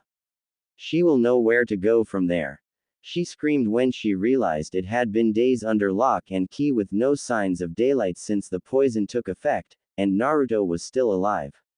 And there was a chance he could survive. After getting a hesitant nod from the Hokage, the would-be assassin continued, "Please ask Jiraiya-sama to try to remove this command seal. Or to add a much stronger suppression seal. The current seal added by Kakashi, Senpai just isn't strong enough. I know he is strong, but I can feel the dirty snake bastard trying even now to get his vice grip back into my mind. I don't want to give up my life, nor give up being a shinobi of Konoha. Should you choose to strip me of my rank and throw me in jail, or even execute me, I accept it without question. But as a current shinobi of Konoha, I want to make sure there is no way I can hurt another citizen of our beautiful city." Hiruzen's cold eyes softened slightly at the young woman's words. He learned long ago to differentiate a plea for mercy from a truly repentant individual. She was the latter, and as such he said, "Bring me Jiraiya." He didn't speak to anyone specifically, but feet started shuffling to accommodate his order. Moments later, the tall white-haired man arrived and faced his sensei with equally serious looks as he asked, "Are the rumors true? The woman who tried to kill Naruto is alive?" "Yes. Your former teammate is the cause of the pain Naruto-kun has had to endure as he set up the trade for Suna poisons, and whatnot. It was Homura, Kaharu and Danzo who went into business with a snake. But do not take it out on the girl. I have had Inoichi and Ibiki working on her all day. She had no control over what she did. It was another seal that forced the young lady to act the way she did. It was activated off of a timer of some sort," the Sandaime advised. Jiraiya was not happy. He wanted to shove a Rasengan down her throat for harming his student's child. He turned and looked at the heartbroken face of the young woman whose eyes shared in his hurt. It did not calm him, but transferred some of his rage to its rightful target. Orochimaru. Back at the hospital, Naruto's body laid perfectly still as Shizune purified Naruto's blood and Tsunade replaced in his body. Two Anbu arrived. One bowed and handed Tsunade the little green vial and said, "The poisoner survived," and revealed she was under duress when she attempted to harm Uzumaki Naruto. "This is the cure. Root of Konohakiriko, and aloe vera." Cut off before he could say any more. "Why didn't you say so, you moron?" Tsunade, annoyed, ran a glowing hand over the vial. Once she confirmed its base ingredients, she opened it and took a small whiff in. "Only 3 people are known for this poison. One of them my former teammate. Death by 1,000 poisons," she said worriedly. Tsunade took a deep breath and debated whether Naruto would gain anything by taking the antidote now. She looked at her co-doctor, who nodded the affirmative. Tsunade dispensed the medicine and looked to Shizune and instructed, "His body is still burning up. We need to get him into an ice bath ASAP." The silver-haired boy, who worked at the hospital as an aide, vanished and reappeared with a child-sized tub, and the girl who assisted Shizune ran off as well. As the silver-haired boy adjusted his glasses and prepared for the next phases, he poured 2 gallons of water into the tub. The black-haired girl with the red face markings arrived with 6 bags of ice. They filled up the bucket. Tsunade and Shizune looked on, impressed and proud of what the 2 young med nins in training accomplished in what appeared to be mere seconds. Tsunade and Shizune, along with a few surgical doctors who were previously standing at the door, gently moved Naruto down into the ice bath. His body was red from the heat. Tsunade looked to her silver-haired aide and asked, "What's your name, boy?" Yukushi Kabuto Sanin-sama. "What do we do now, my lady?" Shizune asked. "We've done as much as we can. If you're the praying sort," Tsunade said to those gathered around, "now's the time to see if someone up there is listening," she sighed. Naruto's mindscape. Kurama looked on patiently as the ancient goddess held his gaze. It was not fear Kurama felt, but a longing to be free from what seemed to be his eternal damnation. His continued prison sentence. But he no longer blamed the child for things beyond his control. He just hoped Uzumaki Naruto truly was someone special. Celeste. Eyes focused, and she smiled slightly and said to the Great Fox, "Naruto will be fine. He has people who are very talented in the medical arts looking after him." Kurama only nodded. He knew what was to come next. Celeste waved her hand out again, and a small form appeared on the ground, peaceful and at rest. "Wake up, my little hero," Celeste prompted gently as she caressed his small whiskered face. Little Naruto stretched and opened his eyes. Celeste, remembering how large and scary Kurama was, opted to give the fox a chance. She took the moment Naruto mentally stretching to silently minimize the size of the fox. By the time Naruto's eyes cleared, he saw the most beautiful woman he had ever seen sitting over him. As Naruto looked around, he noted he was in a place he saw in his dreams sometimes, thus he assumed this was just another dream. The first thing Naruto could verbalize when he found any words was, "beautiful." The goddess, being millennium in age, she was quite flattered, and allowed a small smile to adorn her youthful-looking face as she muttered, "Oh, I definitely like this child." Celeste knelt beside Naruto and looked deep into his innocent blue eyes. With a final push of determination, she decided to take a chance and take a leap of faith on this seemingly random child.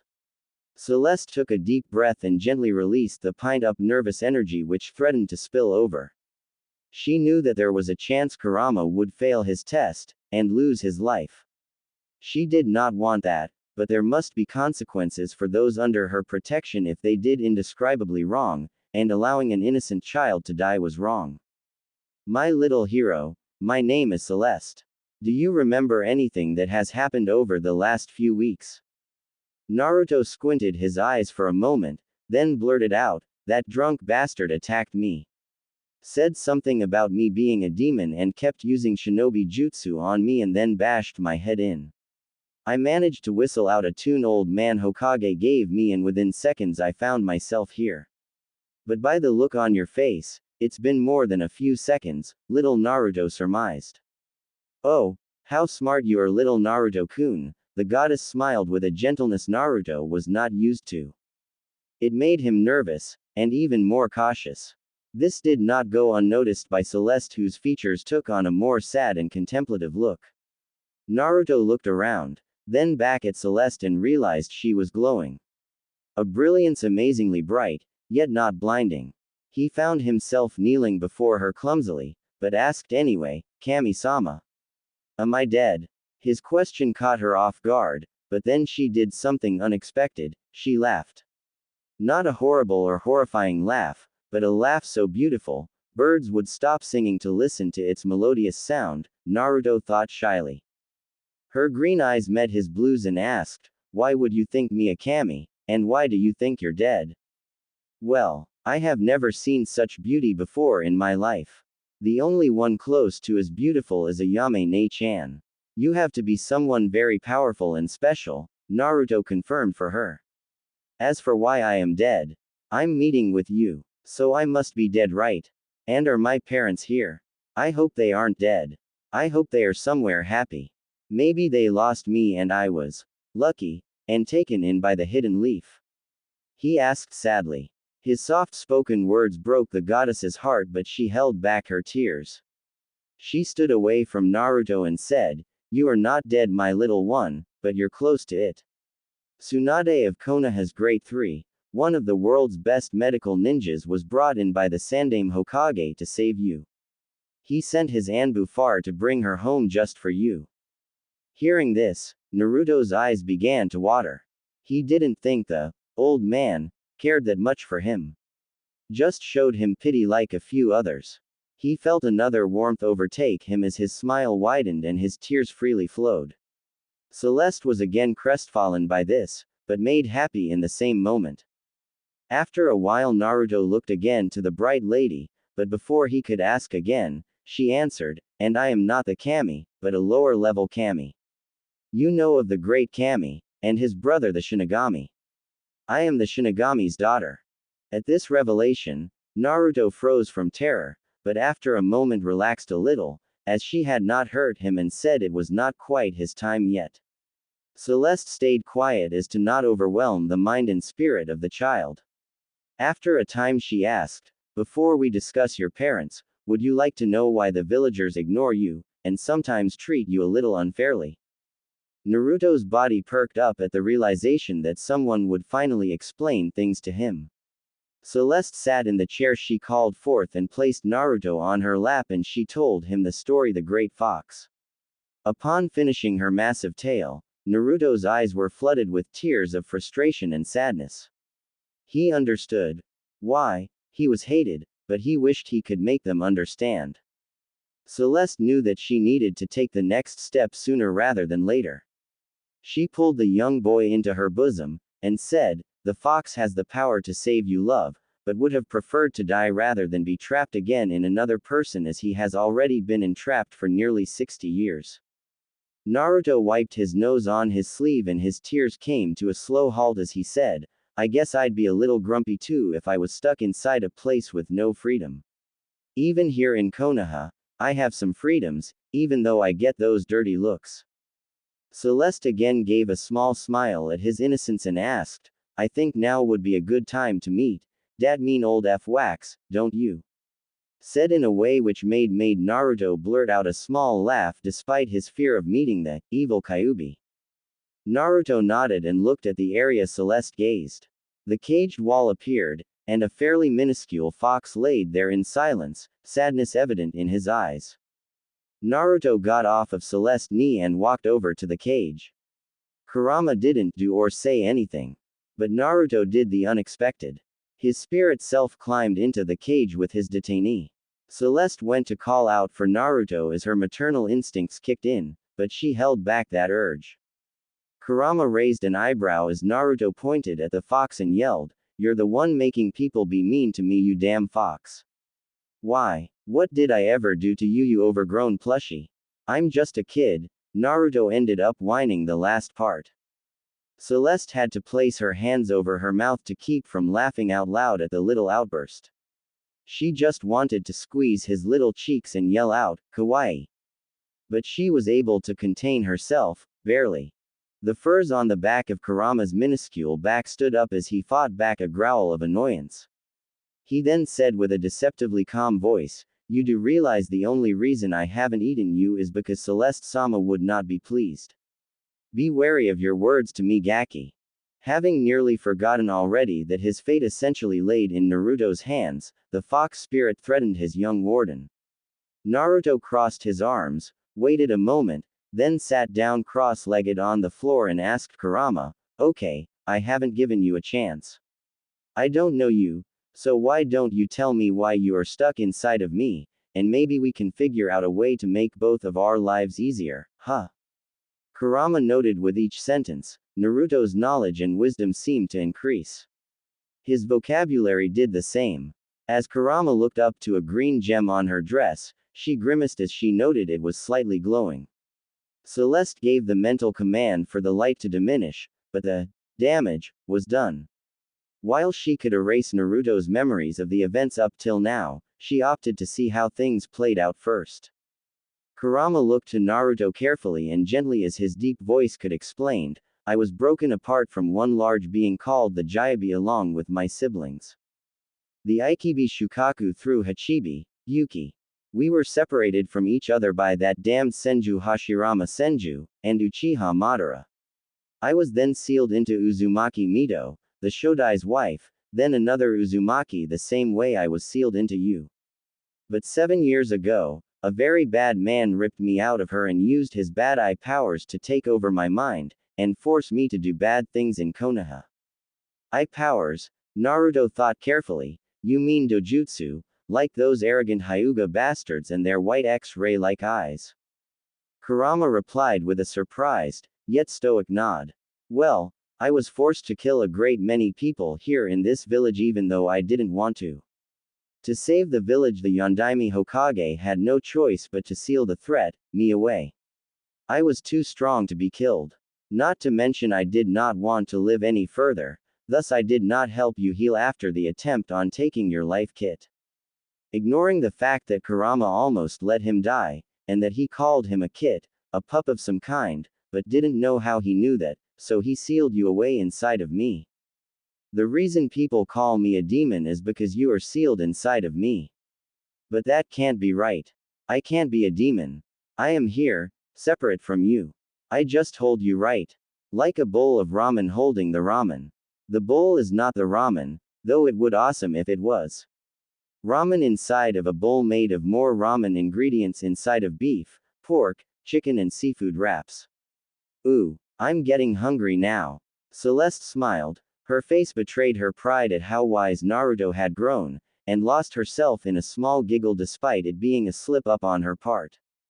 This went on for a few minutes until Naruto finally remembered what he wanted to ask, and ask he did. He inquired about why he was sealed and who the fourth Hokage thought he was and what gave him the right to force this burden. Naruto froze when he saw a knowing face on Celeste and realized as he asked, "That sob was my father. The Yondaime." Celeste wanted to laugh, but instead gave Naruto a chastising glare to which the 7-year-old immediately grew quiet. Though amusing, it seemed that this little one needed some lessons in manners. She nodded to Naruto and Kurama to continue their discussion. Naruto carefully said, "I guess it's not your fault that you are sealed in me. Neither of us asked for this. I'm so sorry you were imprisoned," Naruto said as tears freely flowed. Naruto's words touched the cold heart of the Kyuubi no Yoko as he replied, "I am sorry I have caused you such turmoil. I am an old soul, and will not change overnight, but I am willing to try to work with you if you are willing to forgive me. I am set in my ways, and the darkness in my heart will take time to heal, but heal it shall with your help. Otherwise, I shall ask Celeste-sama to remove my consciousness, but allow you to keep all of my powers. That is my promise to you, Uzumaki Naruto." Without wasting a moment, Naruto walked over to the slightly larger than human-sized fox and held out his fist. The fox nudged his closed paw against Naruto's, resulting in a fist bump. Naruto stepped outside of the cage with a content smile. Kurama began to grow to his normal size again, but with a much calmer aura about him. Naruto walked back over to Celeste, who waited patiently for him. As he made his way to her, his face scrunched up into one of a boy about to be drowned by sadness. Celeste wrapped Naruto in her arms and said, "I know you want to know more about your parents, but are you sure you are ready, Naruto? I might be better if you wait until you are a little older, and a little wiser." Naruto shook his head. This was the first time he would have some closure. He had a feeling that all of this was just an elaborate dream, but he would ride it out as long as he could before being forced back into the hell that was his world. Full of living nightmares, the hateful stares, and the occasional drunk who slapped him around. What Naruto didn't realize was that Celeste heard his concerns and touched a finger to his heart. It glowed red for but a second before she explained. "That dear boy is proof of life. Proof that none of what has happened here is a dream." And behold, Celeste called forth a mirror out of the very shadows which showed Naruto in an ice bath with doctors and now Hiruzen around him, gripping the counter behind him.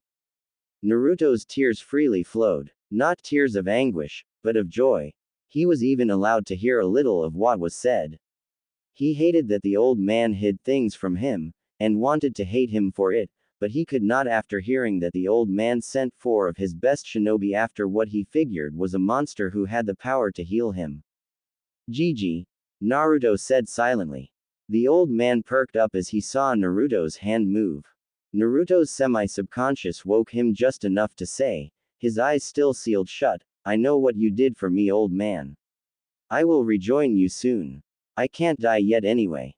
I want that hat," Naruto's soft voice stated. The old man looked to Tsunade, who only shook her head in amazement that the young child had enough strength in that freezing water to say anything without stuttering badly despite his fever only slightly letting up. "You know what, Naruto? I might just give you this hat if you prove to be as strong as I think you are. One day," the old man replied with a small tear. Naruto smiled as his mind rested and he was fully back at Celeste's side. Naruto looked at his savior again and asked, "So yeah, about my parents?" He slyly tried. Celeste nodded and started, "I had a chat with your parents. One in paradise, the other who serves my father now, the Shinigami. But have no fear. They are allowed to occasionally see each other. This is the story of a love between 2 great warriors. One, a beautiful red-haired girl from Uzugakure no Sato, the village hidden by whirlpools. The other, the handsome golden-haired boy of Konohagakure no Sato, and how the two were not really that close. The girl even considered him weak and unworthy of her time when she first arrived in Konoha. But that was only the beginning. My mom was from another village," Naruto asked excitedly. "That she was Little Prince. She was to be the heir to the Uzumaki clan, the ruling body of Uzu before its fall," she explained sadly. Flashback. Nearly 20 years passed. Konoha Shinobi Academy. This is Uzumaki Kushina. She's new here. She hails from Uzu no Kuni, an ally to the leaf. Many of you may have wondered why we have the spiral on the back of the Chunin and Jonin vest. That spiral is the symbol of our unbreakable bond with Uzushigakure no Sato, the instructor informed the attentive children. Kushina stepped forward and bowed as she introduced herself. "Greetings. I am Uzumaki Kushina. As you all have heard, I am from Uzu no Kuni. I am honored to be here and hope we can all be friends," she said with a nervous smile. "And I am going to be the first female Hokage," she proclaimed with an even bigger smile. That smile turned murderous when comments immediately started flying about concerning her bright red hair, round face, and how it didn't look natural. "Tomato," they called her. Kushina lashed out with impressive speed and struck the 4 mouthy boys who made fun of her. The instructor immediately took control again as he gripped Kushina's shoulder and quieted the class down as he didn't want the new girl's loud proclamation and fiery temper to get her hurt due to being ganged up on. He also understood that kids could be cruel, but did not want to interfere as it wouldn't do well to have a potential future shinobi so dependent on others to handle their battles for them. This nameless instructor only shook his head and silently wished her luck as she sat down beside the blonde quiet kid. A few months later, Kushina, due to her red hair dancing around and her explosive temper was nicknamed the Red Hot-Blooded Habanero by her peers. But she accepted it as it was the first time a name was used in reverence to her fighting spirit than her then rounded face. Her fights had nearly completely ended with her peers save one or two. One day Kushina had beaten up one of her classmates pretty badly. So much so that his parents sent their elder son who was a genin to take care of this so-called bully girl. In the woods a few blocks away from the academy, the bullied child brought his brother who had been a genin for nearly a year to ambush the helpless little redhead who would dare to attack his little brother. The genin knocked Kushina to the ground and said, "How do you like getting pushed around?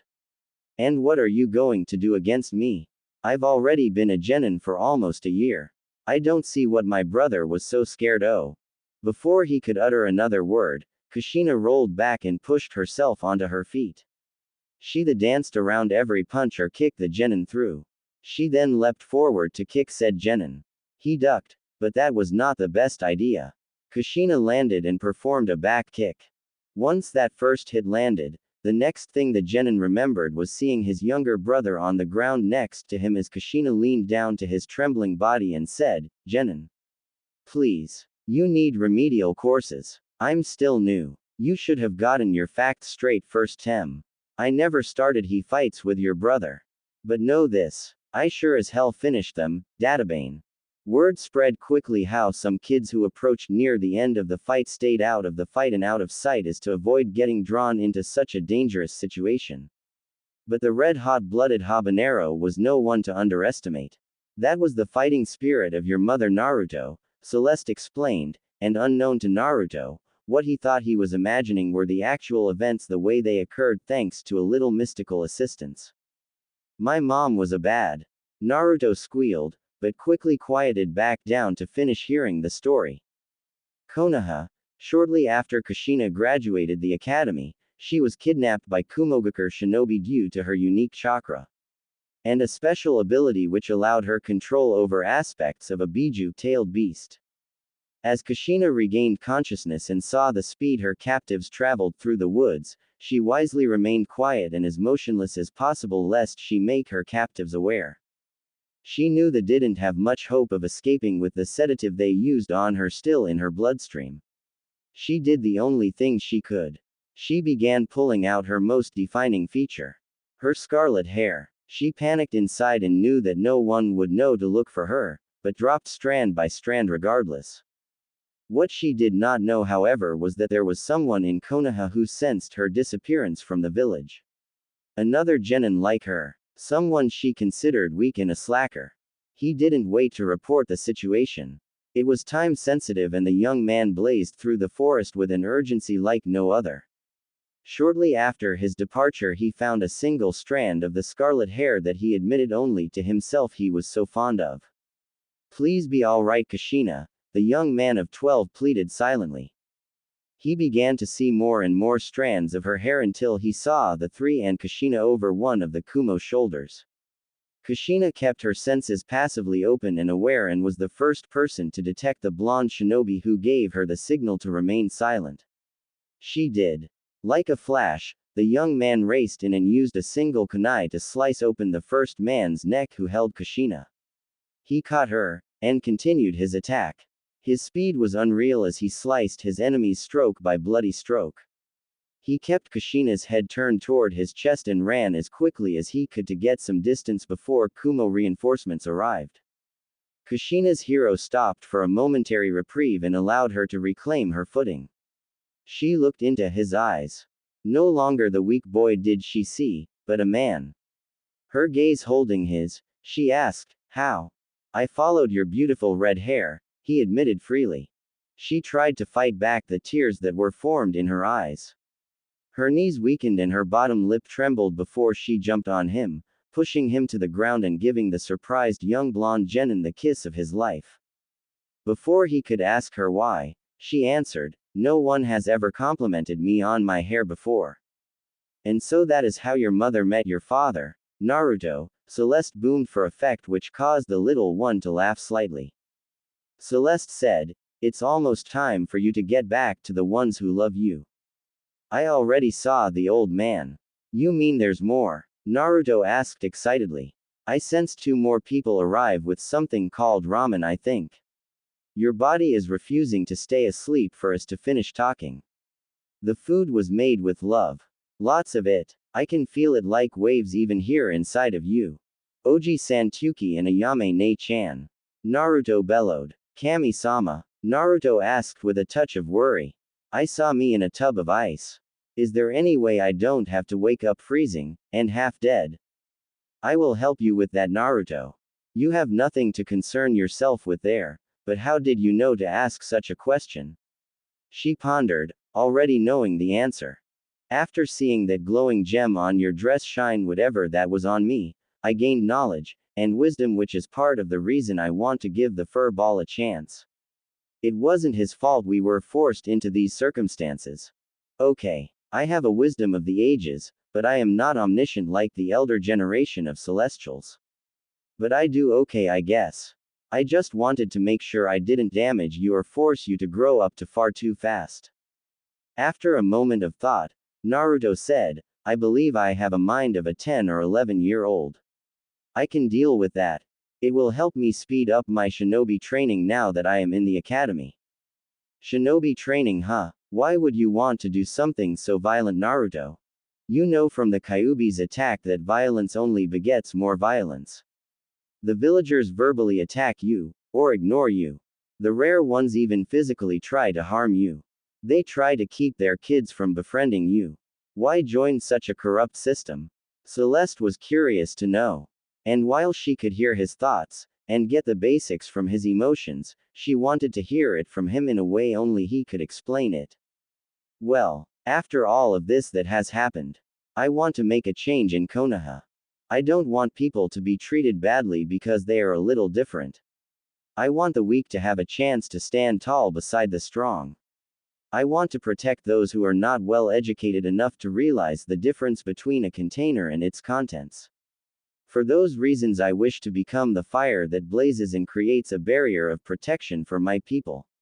I will become their teacher. I will be their Hokage. Believe it. He palmed his face, then said, I meant Dadbao. Kurama could be heard cackling in the background. Shut up, you damn fox. The fox only laughed slightly louder. Celeste Ryu-sama placed Naruto down off of her lap again and said to Kurama, you and I will discuss your less severe punishment later, but discuss it we shall.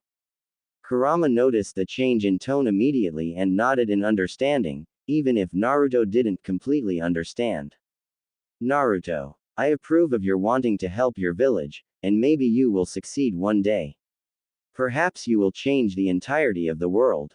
But just start with your village, and I will check in on you every few years. I give you this as my promise of 10 lifetimes. Naruto's eyes again began to water as he knew this meant she was leaving soon, but before his first sob arrived, she placed her right hand out to the side and a magnificent long bow materialized along with a quiver filled with arrows before Naruto. He looked to her and she said, have no fear, young one. As long as any of those items are near you, part of me will always be at your side even if you can't hear me or see me. Will you accept my gift? Despite himself, he jumped into Celeste's arms with a huge smile and kissed her cheek. Her hardened demeanor again fell apart as she giggled a little and tickled Naruto for a few seconds. She again returned his hug and said, I give up. I guess you can call me Celeste Ne-sama when next you see me. Naruto smiled, and felt himself falling to sleep, unable to fight it off. The bow and arrows vanished into a seal which appeared on Naruto's right arm in the real world. Jiraiya, who just arrived, recognized the seal immediately and paled. He held up his arm to forestall any questions. He walked outside the door and sat in the emptied hallway, cross-legged, and soon summoned his adopted Ma and Pa Toad Sensei Shima and Fukusaku respectively and activated his incomplete sage mode the moment they arrived. Hiruzen, feeling a gigantic spike of power, stepped into the hallway as well. What's wrong, Jiraiya-kun? Shima asked her adopted son figure. Ma, I think Lady Celeste has shown herself on Earth after nearly 60 years. I believe Naruto may be the child of prophecy. Look at his arm. A protection seal Sarasuit. The most perfect version of that seal I have ever seen. If she has become Naruto's deity, and we have somehow pissed her off for not being there for him as much as we could have been, the hidden leaf is screwed. Then why did you go into sage mode, Jiraiya-kun? You know we can't help you if she is angered. She created the contract system with summons and allowed natural energy to be used by humans. Fukusaku warned. Jiraiya stood, and Hiruzen looked from the doorway between Tsunade, Shizune, Naruto, Jiraiya and the new tattoo inside. This was going to be a long night. Elsewhere in the village hidden in the leaves, "Coo coo coo, hee hee hee." Two voices chorused from the shadows. Hiruzen had Ichiraku Tsuki and his daughter blindfolded, and brought to Naruto's room as they might have better luck in waking him, but despite the smell of ramen having more of a kick than smelling salts to Naruto, something supernatural was keeping him unconscious for the time being. Tsunade made Ayame and Tsuki take the ramen away from Naruto's room as that was no food for a child who was in recovery anyway. I promise to bring you some tomorrow if you just wake up for me, Naruto-kun, Ayame prayed before they were blindfolded again. The Anbu who, blindfolded, Ayame left just enough room for her to see her way through it should she be so inclined. This Anbu knew of the Ichiraku's closeness with the boy. The two were soon led down to the front repaired doors to the hospital. Shortly thereafter Tsunade and Shizune were left exhausted and were assigned to get some rest in a couple of the spare rooms by the Hokage to recuperate after the long procedure which occurred shortly after Naruto's words to Hiruzen. The room was filled with silence as a new voice was heard which drew the Sandaime and Jiraiya back into the room. Everyone, stand back please. I will be finishing the healing process on Naruto. Then we shall let him sleep. The grown-ups need to talk. Before the Sandaime could question this individual who appeared without him sensing her, Shisui arrived, having left Itachi to look over Sasuke. He stood firm beside his cage. Hiruzen didn't dare intervene. If he snatched Naruto away, he might accidentally kill the boy he just fought so hard to save. As soon as Fukusaku and Shima saw and felt the energy radiating off of the red-haired woman, they knelt in respect. Hello Fukusaku-chan. It has been quite a long time, hasn't it? The beautiful woman asked. You mean you really did meet her? I thought you were full of snot bugs when you told me you met Sarasuit-sama. Celeste allowed a small smile as, Pa, reddened a bit, that it has my lady. May I present to you my wife Shima-chan, Jiraiya-chan of Konoha's Legendary 3, and a student of your most honored Gamma Senjutsu. Boyu Baka. Ma bopped the back of Jiraiya's head and he immediately knelt to one knee. This old-timer beside us is Sarutobi Hiruzen-chan, summoner of Enma of the Great Primate Clan and Hokage, leader of this mighty village. May I ask why you have honored us with your presence? No, I don't care who she is. No one just waltzes into my village without invitation. Jiraiya, get up, Hiruzen commanded angrily. He almost lost his rule due to Danzo and the two elders Homura and Kaharu. He would not show weakness. Celeste. Eyes flashed purple but for a second before Jiraiya intervened. Sensei. Jiraiya warned. I say this out of respect for you and for the safety of the village. Shut the up and let her talk. You might be the professor, but you don't know everything. This is one of them. Celeste is a power that the sage of the six paths respected and knew of her 3 rules. 1. You get 3 chances. 1. You just lost. Her eyes flared and fortunately for us, she is giving us the other 2 chances it seems. This is no genjutsu. I am in sage mode and can sense it. Should she want to, she could wipe the hidden leaf off the map with but a wave of her hand. 2. If you want to lose Enma, then keep talking all that shit. She is the one who controls whether a contract is valid or not. Even if another one is somehow created, all animal summons come under her domain. So she could nullify another one easily as well. 3. You screw up 1 and 2, well, I don't even want to think about that. I had the honor of meeting the Shogunate at one point in my life, and his predecessor was foolish enough to make her angry. That is why the age of war arrived. The ninja clans were split apart and it took Shodai-sama and Uchiha Madara to even begin to rebuild what was once our former world of peace. So sensei, Jiraiya's voice grew deep and deadly, as a shinobi of Konoha, I will step in to stop you if you endanger our village due to your pride. I will step in and kill you myself. Jiraiya's words stung more than he would have ever thought possible. Not since losing his favorite student Orochimaru. Maybe it was nearing time for him to retire the hat, but that was a thought for a later time. He turned to Jiraiya and said, You are crossing into the territory of treason, Jiraiya. Anticipating his Hokage's command, Shisui vanished in a Shunshin no Jutsu faster than most could see. He sped behind the red-haired woman and attempted to knock her out without actually hurting her. Jiraiya, however, would not have that. He managed, just barely, to flick a tiny sleeping potion Senbon at Shisui. It barely nicked his arm, but nick it did. No, sensei. I am stopping you from doing just that because of a power struggle that doesn't even exist. I don't know why Lady Sarasate is here, but let us hear her out. Show those many years of wearing the hat have given you some wisdom. Not one to show weakness is his new motto. He looked back to Celeste and said, I don't like my village being used for personal gains, but as one of my students has put in a good word for you, I ask you as an honored guest why you are here. Celeste, who had been stroking Naruto's hair since laying him in bed, stated, I felt one of my servants do a disservice to this boy. You know him as the Kyuubi no Yoko, she said firmly. She noted that everyone in the room stiffened at that and she sighed, he did not attack Konoha of his own volition. A Sharingan user managed to entrap his mind. You all have kept him trapped in body after body.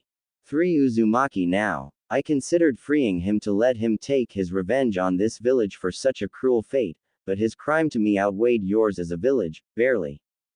Those in the room sweated profusely at the thought of Kurama being released, but calmed slightly at the thought of him still being sealed away, at least for now. I am not sure it is my place, Sarasate-sama, and not that I am complaining, truly, but why is he being kept sealed? Jiraiya asked, secretly glad because he knew his godson would likely die from the extraction process. You show great wisdom in your questions, Jiraiya-chan. You even remember my name in your language, Celeste crooned. To Hiruzen, however, she said, put your pride to the side and you might be rewarded, along with your precious village. Sarutobi, who narrowed his eyes, took her words as a threat and prepared to attack. His mind was old, and despite his disagreements with his former friend, and now dead ex-elder Danzo, they shared more than a few warlike philosophies than either would have admitted. Danzo, because he wanted the hat of the Hokage. Hiruzen, because he could not afford to show weakness to his old friend, lest said hat be wrestled away from him. But more importantly, Celeste warned, I have taken a vested interest in Naruto's future. He will be my champion on the very earth beneath his feet. The very wind he soars through. The very rain that gives life. And shall be the fiery wall that surrounds and protects these broken and fallen leaves of Konoha. And not a cloud in the sky, nor storm upon the seas shall silence my dragon's mighty roar.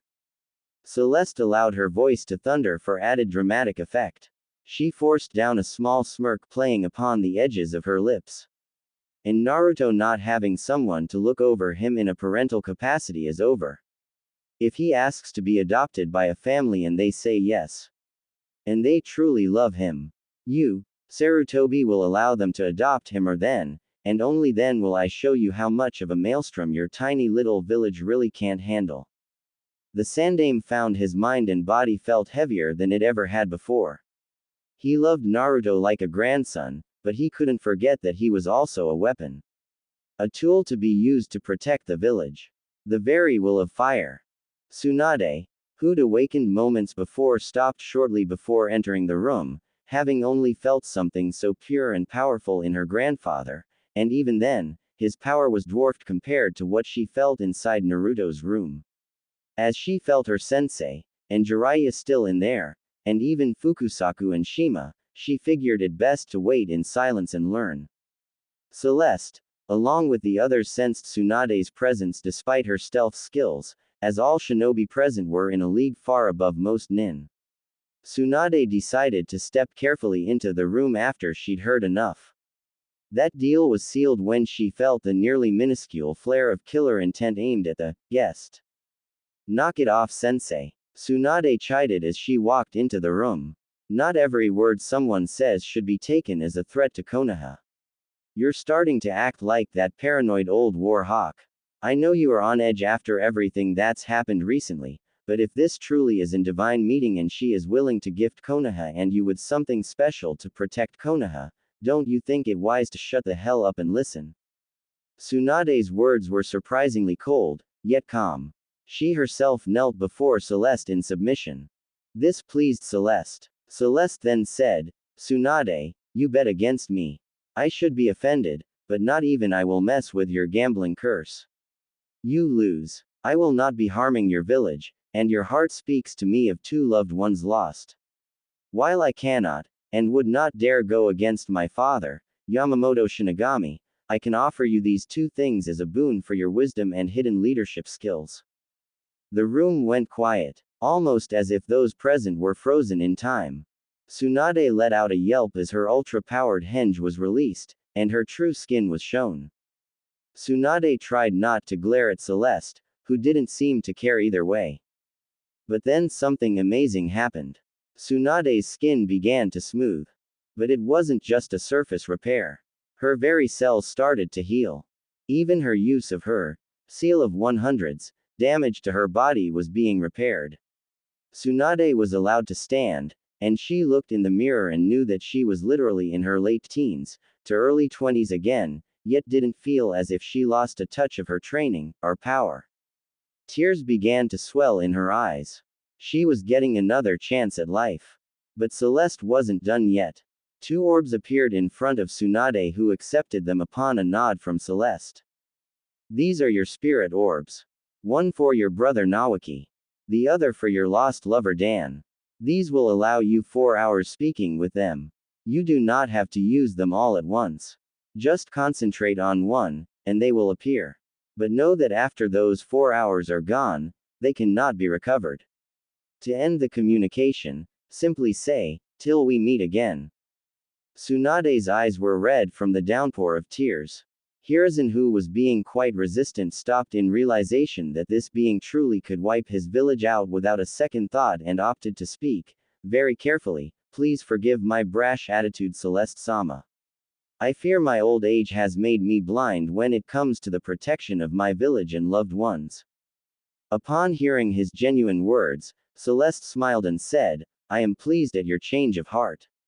I can feel the death of many here recently. Innocent, some, but many who plan to bring destruction upon this place. I will soon be carrying their spirits off for judgment. I am pleased that it was not you who made that choice."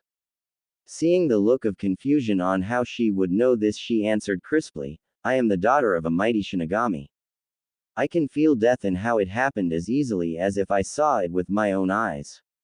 That has gained you a little leniency from your brashness." She sighed. "Being here allows me to receive bits and pieces of the heart of a nation. This nation screams a nearly united mighty battle cry. A will of fire. And as such I grant it, your personal fire reforged to help it burn even brighter, and you 15 years of your fire's might back." Hiruzen's body, which ached daily, started to feel lighter. The tense muscles began to relax and even some of the wrinkles on his face vanished. He felt strength he never thought he'd feel again. And while he was grateful at the change, he did secretly hope for a chance to see his wife Byakuya one more time before meeting her on the other side. Her death during the Kyuubi attack at the hands of the masked man made him a bit more bitter than he would have been otherwise.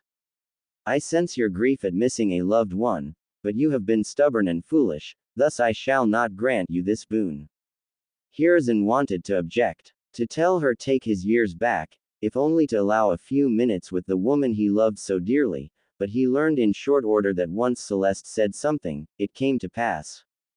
"I thank you for your gift, Celeste-sama. And I understand." Celeste again was impressed at the leader's ability to learn and adapt. She didn't like going back on her word, but a smaller orb appeared in front of Hiruzen. His eyes widened in realization, but looked up at Celeste and she answered his unanswered question. 2 hours, same rules as Tsunade. Hiruzen stood from his knelt position and bowed respectfully. Though his personal deity was of another faith, he allowed himself to show her the respect she deserved. And to you Jiraiya-chan, Celeste said seductively, which made even the super pervert redden much to her amusement. I considered punishing you for using the old description of my likeness in your books, which froze Jiraiya in place, fear adorning his face despite his attempts to keep it hidden. Celeste, still amused, continued, but you never once made me part of the perverted parts of the books, and always represented me in a respectful manner. I don't know whether to be pleased or offended, she joked slightly. Realization hit Jiraiya, you read my books. Celeste only laughed at his sudden outburst, forgetting his fear. Not initially, I admit, but your student had a copy on him when he joined my father. So he became a fan, and I found it and thought about burning it, but I was mentioned on page 3 of the book and was curious. You do good work, pervert. Jiraiya couldn't help himself. I thank you, my lady, but I am not a pervert. I am a super pervert. Celeste nearly fell over at the pure madness of what she had just seen and allowed herself a small laugh and said, you're amusing. But now down to business, she said, having gotten serious suddenly. She nodded and Jiraiya too began to de-age. But as he was in sage mode, something began to occur. The elder toads began to de-age as well. But they deactivated their sage modes and departed from Jiraiya's shoulders. Jiraiya felt right. He didn't deactivate his sage mode. His oversized wart-filled nose returned to normal size. His bulging toad-like features returned to a fully human shape, but not the markings which adorned his face. He then stood, strength surging through him with which he'd never known. Jiraiya, he was not complaining, but asked, why my lady? Celeste smiled a warm smile and answered him earnestly, you took time away from your mission to seek out your friend to help an innocent child. But not just any child. Your gran. Celeste stopped frozen as she saw the look of terror behind Jiraiya's eyes as she amended, excuse me. I meant to say godson, to which Jiraiya mentally thanked her, to which she gave a small nod, acknowledging that thanks. You stood firm against your sensei in wisdom, rather than anger. You deserve much more than what you believe I have given you. And you have received it. You are now a fully realized sage of MT. Myoboku with all of the powers that comes with. Only one other had been worthy of this gift. Ironically, he was of this village too. There was no need to expand further as there were very few sages in the world, much less from Konoha. The Shodai Hokage Senju Hashirama drew in natural energy as he drew in breath and was considered the most powerful sage since the Sage of the Six Paths. I place these 2 orbs in your possession, Jiraiya-chan. One is for Naruto to speak to his mother and father when the time is right. He will make that decision. Not any of you, she warned as she looked to all present except the Anbu who'd recently arrived, but found themselves unable, and without the desire to help their Hokage. The Anbu cat realized it was an external force that prevented action, but she still could not attempt to go against it. She did see the transformations of the elder shinobi, however, but could say nothing. Her anger rose as the feeling of helplessness nearly overtook her. But she suddenly felt a calming presence. It was disconcerting, but at least she still kept her wits about her, she pondered. Hokage Dono, Celeste inquired diplomatically. I have a mission for the Hidden Leaf, and I take it my payment was part of the transformations you all received. The renewed vigor of its Hokage, and 2 of its legendary Sannin and its summoned partners to protect the leaf is worth far more than the cost of your, what do you call them? Oh yes, S-rank missions. Do you not agree? Sarutobi took a moment, then nodded his assent. My mission, should you wisely accept it, is to find Naruto a home to live in. Not necessary a shinobi family. And do what you can to lighten his burden. Those here in the village treat him as a pariah. I know you can do it through fear, but I recommend this be a yearly mission. One that takes time, which will keep you in good standing with the village. and allow Naruto to grow and mature in such a way that he will be able to continue to endure hardships if he must, but not if unnecessary. The last thing is, I would like Naruto to be included in the discussion about his would-be assassin. I can feel her near. I would have ended her myself, but I know from you and Jiraiya's thoughts that she was not in her right mind when she attacked the boy. I want to see how truly strong Naruto can become by the next time I visit. It could be in a month, or in 10 years. Please don't let his training waver. He told me he plans on taking your hat one day Hokage Dono. Let's see just how strong his resolve is. Jiraiya, Tsunade, Kat, and Hiruzen stood stunned. Hiruzen could only nod his agreement to her terms. But then asked, "You have granted us such great boons, yet you want us to train Naruto-kun. Wouldn't it be more prudent for you to train him, or grant him powers to jumpstart his training?" Jiraiya would likely know this term best as he is our literary master. But we don't want Naruto to be a Gary Stew. That means he is a 7-year-old child with a mind of a 10 or 11-year-old. It means he will already have a slight tactical edge. I also gave him a small gift of protection. Any more from me and he would be another like your speed demon child on the floor over there. Or that other one who fought you and your successor 7 years ago. Let's take it one step at a time and see where the chips land and let Naruto carve out a piece of his own destiny. He is what Jiraiya knows as a child of prophecy, but that doesn't mean he shouldn't have his own life.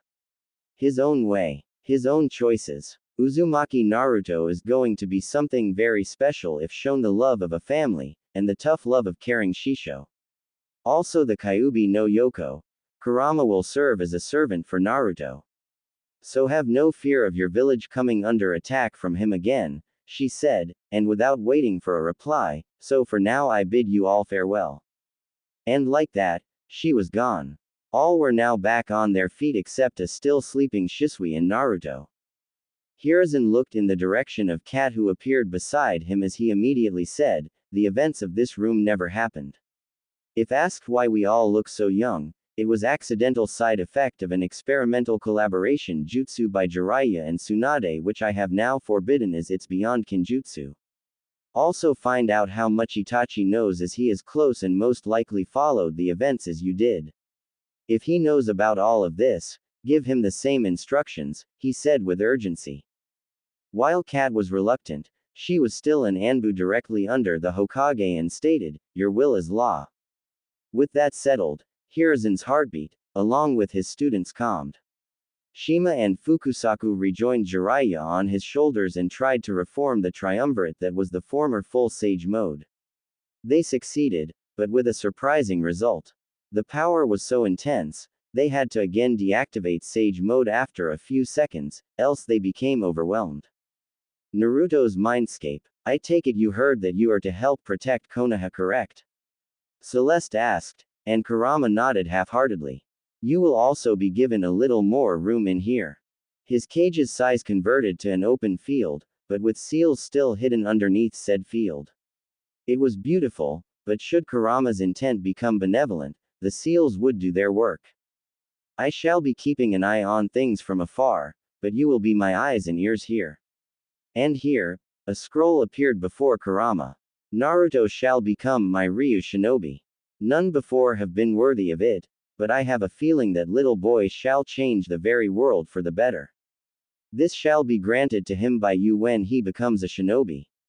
Whether of Konoha, or in his mind. When he is truly a shinobi, you will know.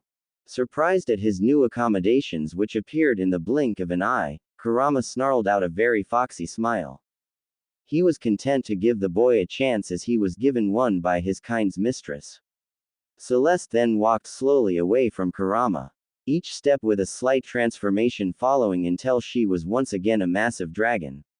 With a mighty roar, her powerful legs bent, then propelled her high into the air where her wings carried her up higher and higher. She was carried beyond the confines of the inner sanctum of Naruto's mind to the great beyond. The place no mortal should ever know, while alive. The next day, Naruto's hospital room. Naruto's visitors being the only civilians to raise a fuss with the hospital staff, and the Anbu directly warned that they would not leave until making sure he was alright. It took nearly 20 minutes to calm Ichiraku Tsuki and his teenage daughter Ayame to calm down slightly. But not because they had given up on anything. Ayame gently tugged her father's chef coat and walked alongside him till they reached another side of the building. Once there, they entered that elevator and went up to the 6th floor where Naruto was being cared for. Once the doors opened, 2 more Anbu stopped them as Ayame tried to run past and screamed, "Let me see my Naruto-kun." The Hokage, who had just recently arrived, heard the commotion and walked out of Naruto's room and sighed. He'd hoped to talk with Naruto before anyone else, but Naruto's eyes started to open upon hearing Ayame's voice. "What's the meaning of this noise?" Hiruzen, head under cover of his hat, commanded his question be answered without delay. Killing intent which would normally bring civilians to their knees. And while it did make the Ichiraku duo wobble, they would not back down. "I don't care if you're the Hokage or not. I want to check in on my Naruto-kun," Ayame screamed with venom lacing her voice. Hiruzen felt a headache coming on as he heard these words, "Ayame ne-chan." Naruto ran out of the room, IVs yanked out of him as the 7-year-old jumped between the Anbu and his precious people. He screamed at the Anbu, not even considering the old man could have done anything to hurt his Nakama. "Get back!" Naruto screamed fiercely. The Sandaime only sighed and ordered, "Let them pass. I will talk with Naruto with them present." This seemed to pacify both Naruto and Ayame, while Tsuki remained vigilant in his careful gaze, not leaving the Anbu until they vanished. The moment they did, a slightly bloody Naruto, whose IV came undone, fell to his knees in pain. The adrenaline rush now faded. Before a nurse or doctor could be called, Naruto's new Sarusit tattoo glowed green and his wounds sealed, and his pain faded very quickly. More quickly than it ever had before. Naruto stood up and shook off the slight disorientation. He looked at Ayame and Tsuki in expected anticipation of fear. Ayame ran over to him and grabbed him in a big hug, to which he returned in spades. Hiruzen didn't even sense the slightest chakra when Naruto's wounds healed. Tsuki looked to Hiruzen and said, "I don't care what those in the civilian and military councils say. I want to adopt Naruto. Effective immediately. He needs a family, and he's got one right here who loves him." The Hokage wanted to strangle him, as he already had the same idea, but didn't want to get the boy's hope up, as there were legalities which prevented that from happening. Naruto has family which appeared recently. They were on a long-term mission. His godfather Jiraiya, he has asked to take the boy in. Naruto, having heard this, screamed out, "No way in hell, old man. I have been here in this world for 7 years and have heard nothing about a godfather. Tsuki Oji-san and Ayame ne-chan have been by my side as much as you have.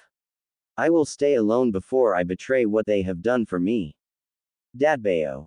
While the Hokage wanted to smack Naruto back to reality, as he was only a child, he remembered that Naruto had the protection of a goddess. Angering her by ignoring her request would not go over well. So he opted to act more from a diplomatic standpoint. "I understand where you are coming from, Naruto, but you are still a child under my care as Hokage. I decide where you go. You'd do well to remember to show me the respect my position grants," he warned, and was pleased when Naruto noticeably paled. "Sorry, Oji-san. It's just that I will lay my life on the line to protect my precious people. I want that to one day extend to the rest of the village, which is part of the reason I want that hat one day.